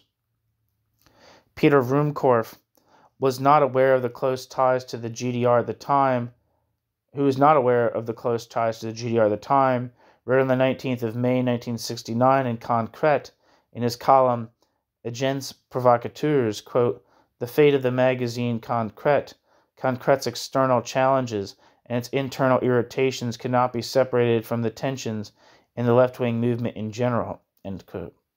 Stefan Aust and Uwe Nettelbeck were among the editors at the time. However, the magazine's best-known employee at the time was Ruhl's wife, Ulrike Meinhof, who was also editor-in-chief from 1960 to 1964. In the wake of Ulrike Meinhof's political radicalization and the resulting differences with many of the other employees, Meinhof wrote in the Frankfurter Rundschau on April 26, 1969, quote, "I am now stopping my collaboration because Konkret is about to become an instrument of counter-revolution, which I do not want to conceal by my collaboration," end quote. On the 7th of May 1969, the house of Konkret publisher Ruhl in Hamburg, Blankenese, was stormed and vandalized by several activists. Meinhof's participation in the violent liberation of Andres Baader on the 14th of May 1970 meant the final end of Meinhof's journalistic career. The first of the, quote, new Konkret appeared in October 1974 under the editorship of former editorial staff member and former Spiegel editor Hermann L. Gremlitzer. I don't know how to say his name. Gremlitzer's aim was to make the magazine, quote, the journalistic spearhead of a serious left, after Ruhl had turned Konkret into a kind of yellow press of the APO, which I think is the extra-parliamentary opposition, after his separation from Ulrike Meinhof.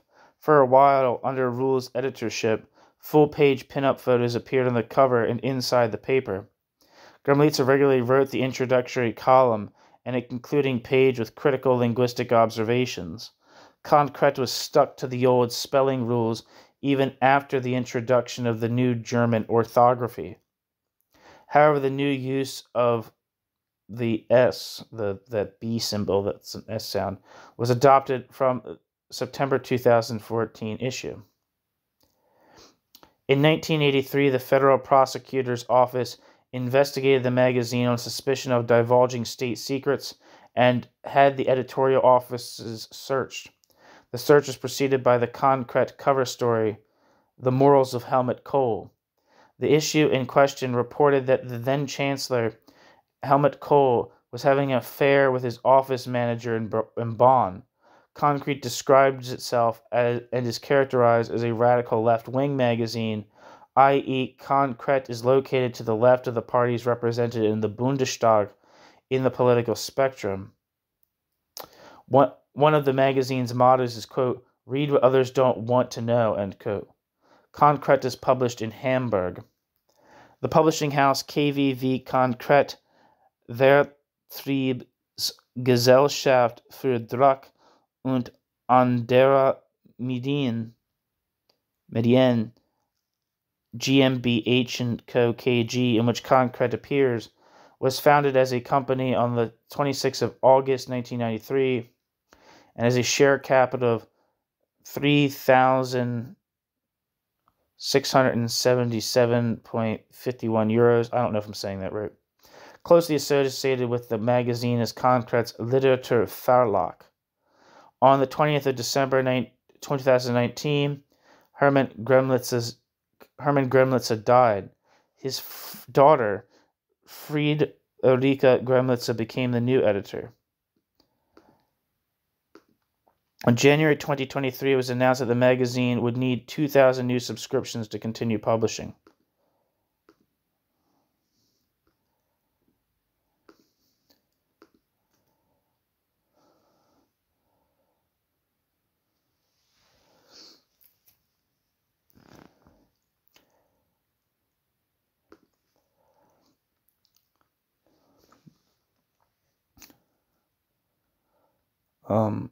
The Concrete Congress of 1993.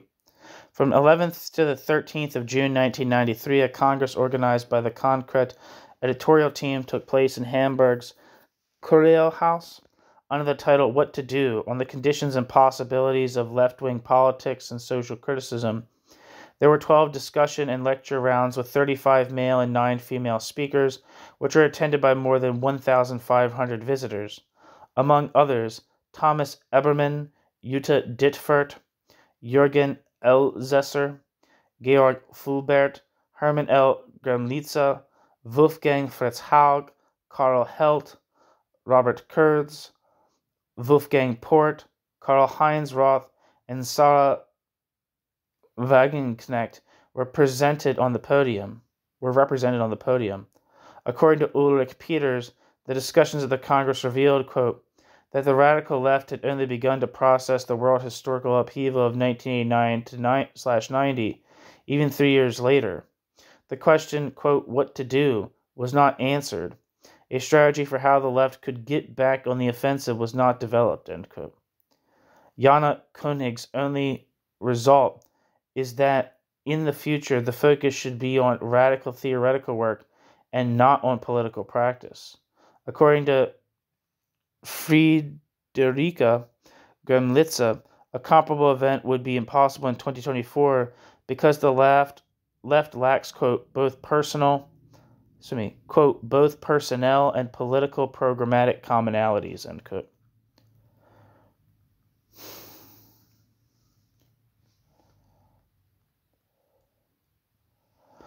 A significant part of the radical left faction that sees itself as anti-imperialist criticizes Concrete primarily for its fundamentally pro-Israel stance and its support for the Iraq War. For these reasons, Jürgen Elsässer's work at Concrete ended. At the end of 2002, Jürgen Elsässer had agreed with Herta Dubler-Gmellin's comparison of Hitler's and Bush's methods in relation to the impending Iraq War, criticized the left for its, quote, dubio pro bello, end quote, in case of doubt for war, and wrote, quote, for Bush as for Hitler, war was not just a diversionary tactic from the economic difficulties, but the only possible solution to a secular crisis, end quote. In two articles in the newspaper Junge Welt a month later, Elsässer took issue with, quote, war lies from the left, end quote, particularly in Konkret, and accused Konkret of political cynicism and a dubious, grotesque inflating of the Baath Party's casualty record.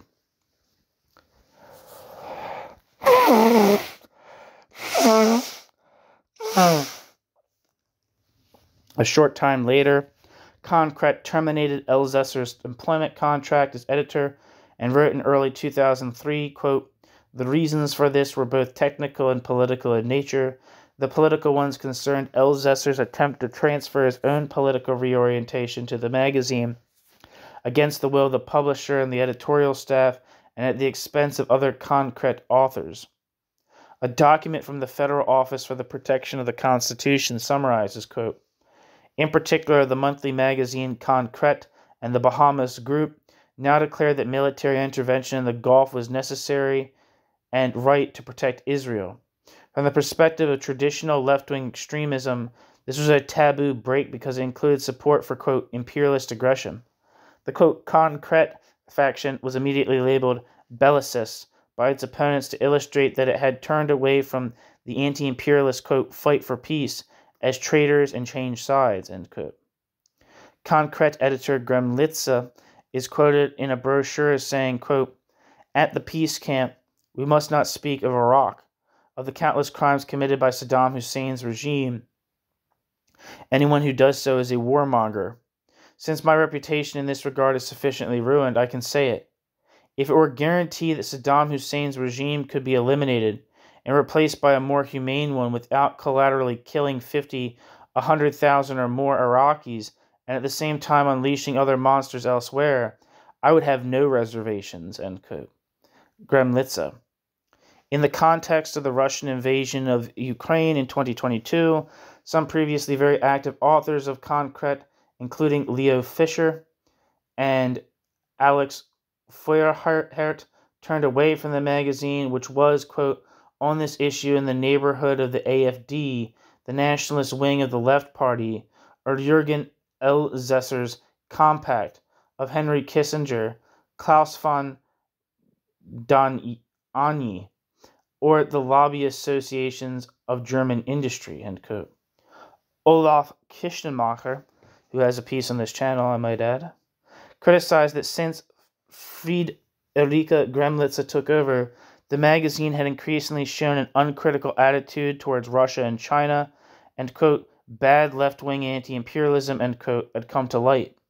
The editorial team of Konkret published a statement on the magazine's homepage in which they accused the authors who had turned away of their statement being, quote, shaped by the will to engage in political agitation that does not deserve a response, end quote.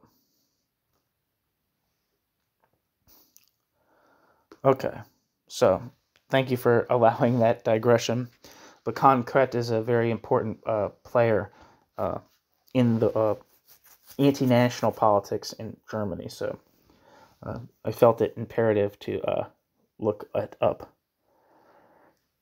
In his talk at a conference of the Never Again Germany campaign, Hermann L. Gremlitsa, editor of the left magazine Konkret, argued that the general population's support for Kohl's reunification plans and national sentiment more broadly in the 1980s was quite low and only increased after political leaders repeatedly pushed the issue in the framework of a, quote, national interest.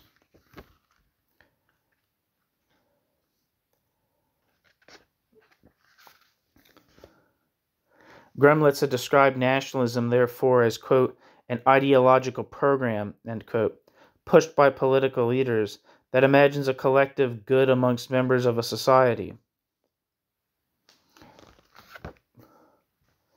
He wrote, quote, broadly speaking, nationalism in a modern industrial state, that is, beyond a tribal society, is an ideological program, which for the, quote, regular person on the street, end quote, does not follow from their immediate interests, and also cannot be made so. Nationalism feigns a higher collectivity, a blood community, volksgemeinschaftliches interest, which in reality does not exist in a class society. Hermann Gremlitze. According to Hermann Gremlitze, nationalism is a quote fiction that does not emerge organically from the material reality of individuals, but is produced by political actors. The commonality between citizens of the Federal Republic and the German Democratic Republic was imagined, exaggerated, or imbued with meaning beyond actuality, Gremlitze argued. Reunification was seen as an effort to avoid irresolvable contradictions in West German society, and therefore a distraction for the population which was set in motion towards the objective of national communion, and who might have otherwise petitioned against material inequality within the society. This national ideology had to be produced amongst the population, and was done so through the singing of the national anthem, the national education system, military service, amongst other means.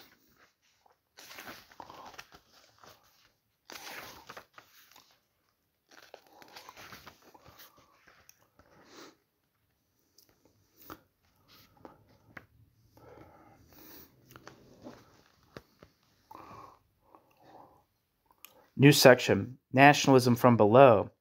While nationalism was on the one hand seen as an ideology pushed by political leaders in order to garner support from the populace, it was simultaneously seen as something emanating from the populace itself, not only from above but also from below. Bernhard Schmidt, a participant in the campaign at the time, explained in a later reflection on the protests that the two positions of nationalism from above and nationalism from below coexisted.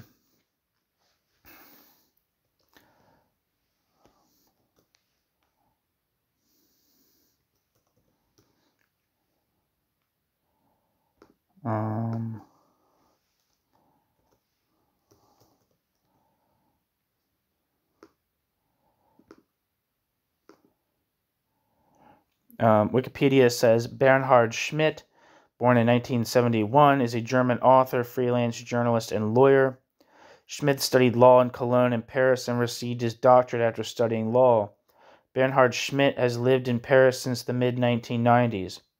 From 2007 to 2014, he worked as a lawyer for an anti-racist, non-governmental organization, and in 2014-15 as a legal advisor for the French trade union umbrella organization, CGT. Bernhard Schmidt works as a freelance journalist for Junge Welt, the Taz, Analyse and Critique, and others, and has written several nonfiction books. Schmidt writes mainly on the topics of Algeria, French-speaking Africa, trade unions and social movements in France, and the extreme right in France, Nouvelle Droite, which is a new right, and Europe.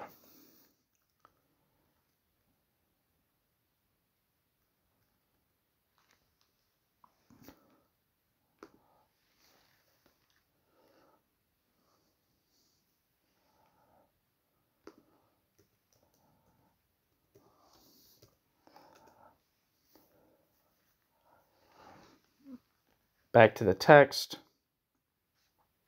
As Schmidt wrote, quote, "The aspect of capitalism which presents itself as victor of history and whose protagonists would now expand their economic power unhindered was not opposed, but the essence of the historical events lays not in identifying the quote, class interest of the economic leaders, but rather that there was agreement amongst all the other social classes to the unification process.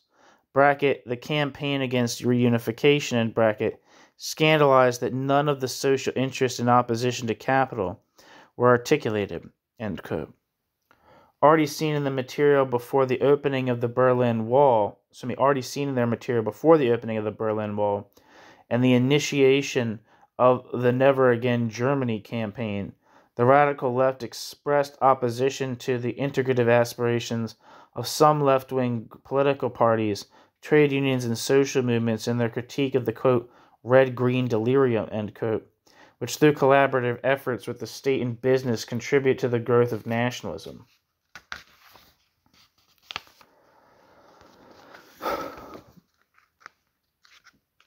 In German question, which question, one campaign participant, Detlef Winkel, argues that the reunification was interpreted amongst the German public as the end of the post-war era, which resulted in a causal chain of consequences.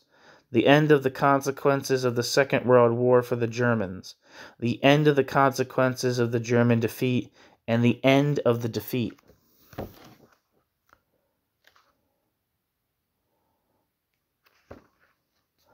The author claims that this logic was already set in motion in the 1980s with the Bitburg affair and the historians' dispute. If this logic is correctly observed, the psychological disposition of the population leads them to, quote, wage war with Bismarck, with Wilhelm, with Hindenburg, with Hitler, against the rest of the world, instead of waging together with the rest of the world against nationalism, militarism, racism, anti-Semitism, and National Socialism, he claims. End quote, he claims.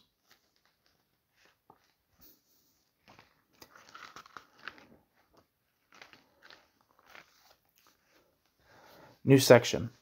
According to the radical left, nationalism was based on the social structure of modern capitalist society. For them, it emerged from the all-against-all logic of the market economy and the international conflict between nation-states. What this meant is that the state's ideology is also based in market competition. The conservative, neoliberal, and social democratic parties, quote, are forcing an industrial policy to defend the dominant position of the Federal Republic of Germany on the world market, end quote. At the time ranked third in global GDP, quote, and to build further opportunities for it, end quote, the radical left wrote. This argumentation sees a connection between the normal pursuance of, quote, national interest, end quote, of the modern capitalist nation state on the international terrain on the one hand, and the ideology of nationalism on the other.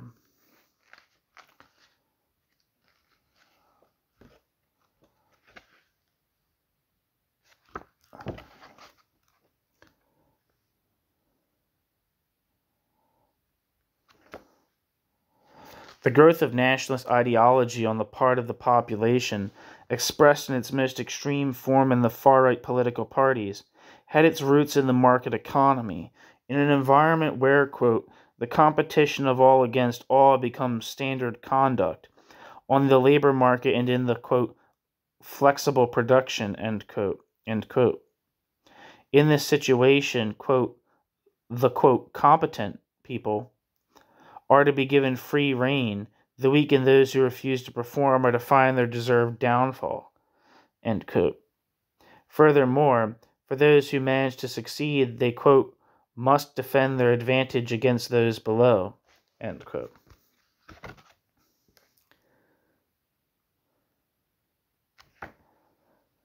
This, quote, standard conduct involves a, quote, social Darwinist radicalization, end quote, when this, quote, hierarchical social picture, end quote, is interpreted through a national narrative. Quote, those who fall behind in the struggle of all against all, or those who fear it, end quote, they wrote, quote, can find themselves in this portrait of society, end quote. They continued, quote, they can assure themselves that they have experienced injustice, or that they are threatened with injustice, and that their position on the lower end of the hierarchy ought to be occupied by others, foreigners, and racial and sexual minorities, end quote. Quote, the feeling of superiority, end quote, they wrote, quote, is unstable, end quote, is unstable. At length, quote, it is correct on a world map, but not for the internal social structure, bracket, within a given state territory, end bracket.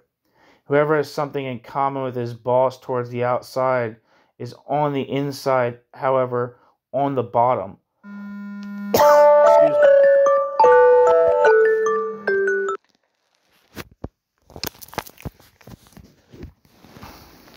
Sorry about that. He is only a secondary victor. This is only tolerable if one has others still further below oneself. If the weak, to whom one doesn't belong, gains the upper hand, real wages will stagnate, housing shortages will develop, and children will receive no apprenticeships. The fear arises that one realizes that where one is really in the higher, the fear rises that one realizes where one really is in the hierarchy, on the bottom rather than the top.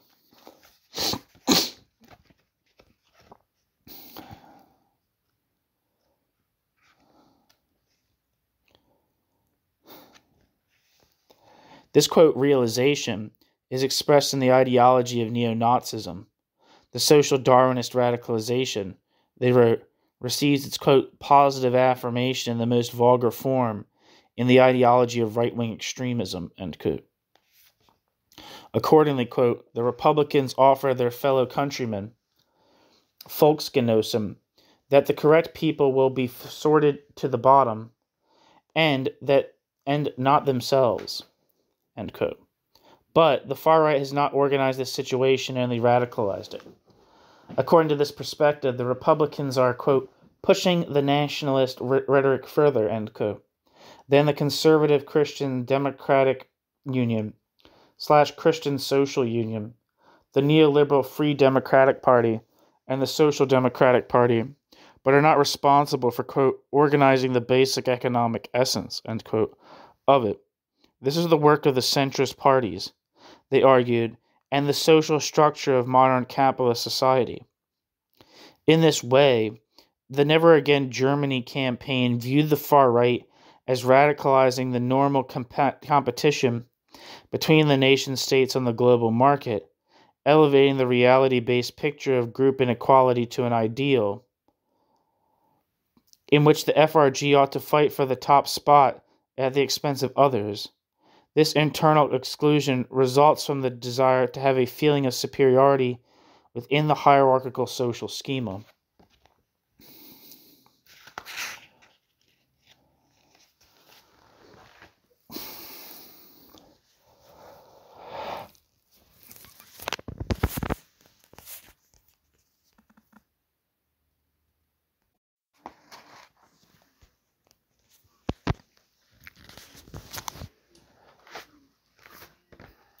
New section: Negative patriotism and opposition to integration. In response to nationalism, the radical left also advanced a form of, quote, negative patriotism, end quote.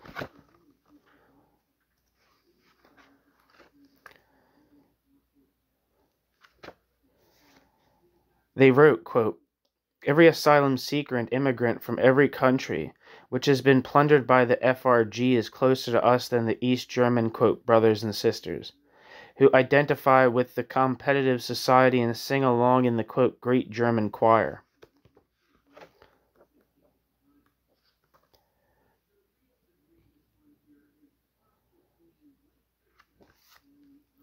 End quote.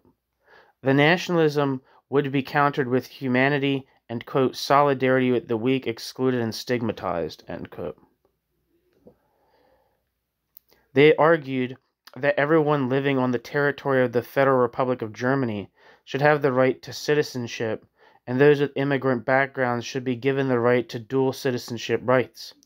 They declared the Federal Republic of Germany a, quote, multinational state, composed of people originating from many countries, and a, quote, multinational society.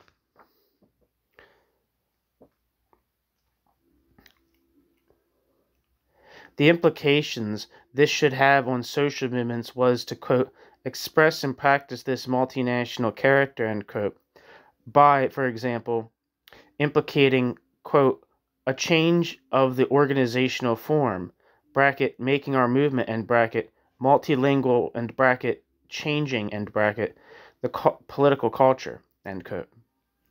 This was, however, only one element of their fundamental shift against national integration.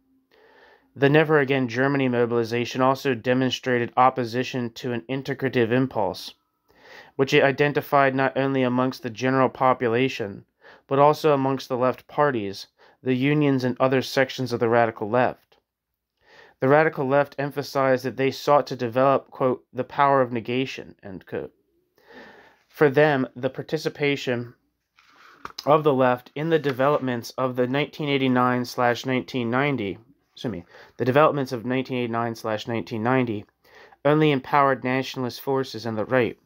With reference to the historical integration of the German left in 1914 and 1933 into the national consensus, this contradicted their aims and revealed a certain danger which they drastically warned against. Rather than seeking to influence the social and political developments through cooperating with the trends and hoping to steer it towards the left, they recognized their position as being on the margins. According to them, there was a national consensus stretching across the political spectrum, and from the highest tiers of the state to business interests to trade unions, environmental organizations, and other non-governmental groups, down to the ground level of individual consciences.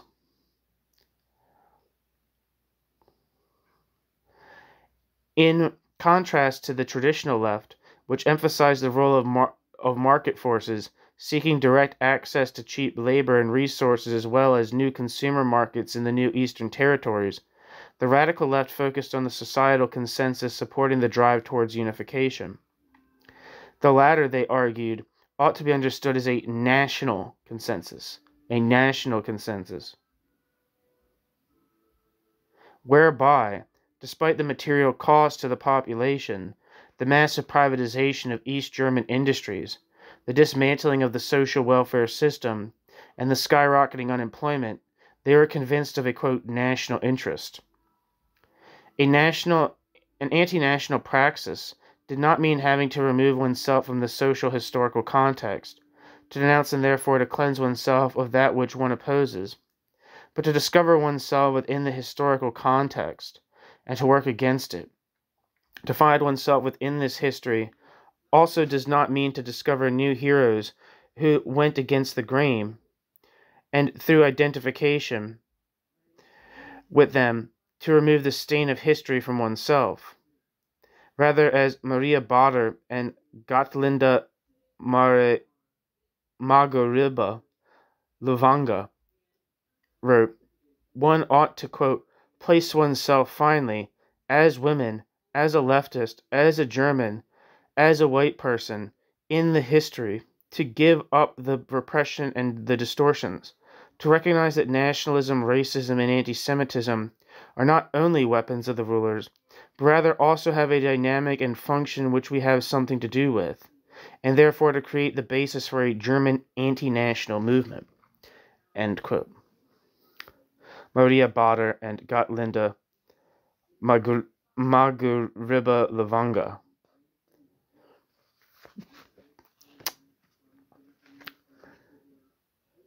In response to the political unification process and the social and political developments surrounding it, the Never Again Germany campaign articulated a particular perspective on the question of nationalism, the nation, and the nation-state. Primarily, they expressed a geopolitical critique of the Helmut Kohl government and the aspirations of the Federal Republic to pursue purely, quote, national interests. They criticized the aspirations of the expanding and increasingly powerful Federal Republic of Germany, particularly on the European continent and in Eastern Europe in particular. For them, the political unification was, however, not possible without the formation of a societal consensus on the nationalist ambitions of the Federal Republic of Germany. They criticized the widespread commitment to the national project amongst people from different socioeconomic classes and across the political spectrum. The societal consensus meant that even people from lower socioeconomic classes supported this political program, despite the negative impact this would have on them materially. Here they refer to the sweeping privatization of East German industries, the stark rise in unemployment, the abdication of labor laws of the former GDR, such as that for gender equality in employment and others.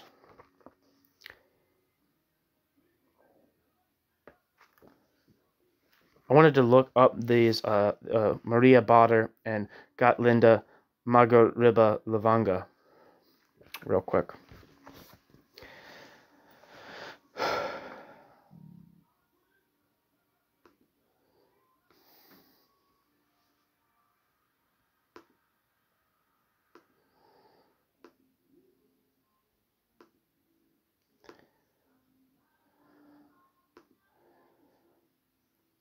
1 second.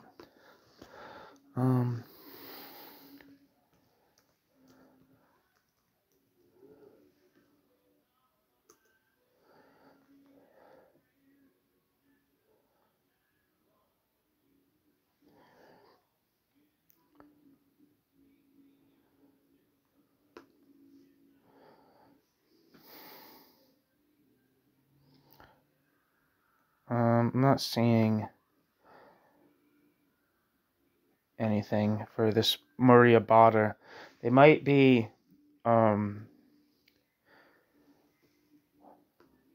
there's a book called Gender, Judaism, and Bourgeois Culture in Germany, 1800 to 1870, which is by a Benjamin Maria Botter. I don't know if this could be, I don't know, someone who transitioned, maybe. So I can't be certain.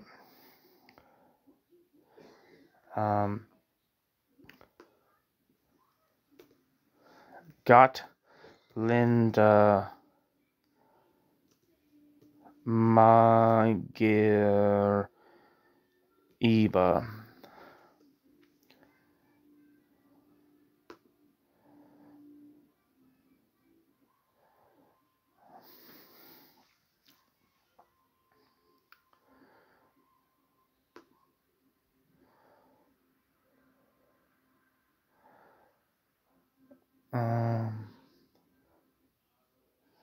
Yeah, I can't really find anything of this person either. I mean, they have like shit online, but I'm not seeing any kind of like descriptions, which is what I'm looking for. Anyway, allow me to continue. In the traditional Marxist approach, they viewed the nationalism of the population as being a misunderstanding of their actual material interests. Benedict Anderson's description of the, quote, imaginary political community, end quote, shows how a, quote, community is imaginary because, quote, regardless of the actual inequality and exploitation that may prevail in each, the nation is always conceived as a deep horizontal comradeship, end quote. Benedict Anderson, Imagined Communities. This national consensus was partially pushed by political elites and the mainstream media, but also developed from below. This distinguished the Never Again Germany campaign from projects whose criticism was primarily directed towards political elites. According to Never Again Germany, the, quote, imagined community, that is, the German nation, does not provide justification for the fusion of the two states. Additionally, it represented a pronounced danger in consideration of the country's past efforts to expand its territory and increase its international political role. Okay, so that's the end of this section. Thank you so much for listening.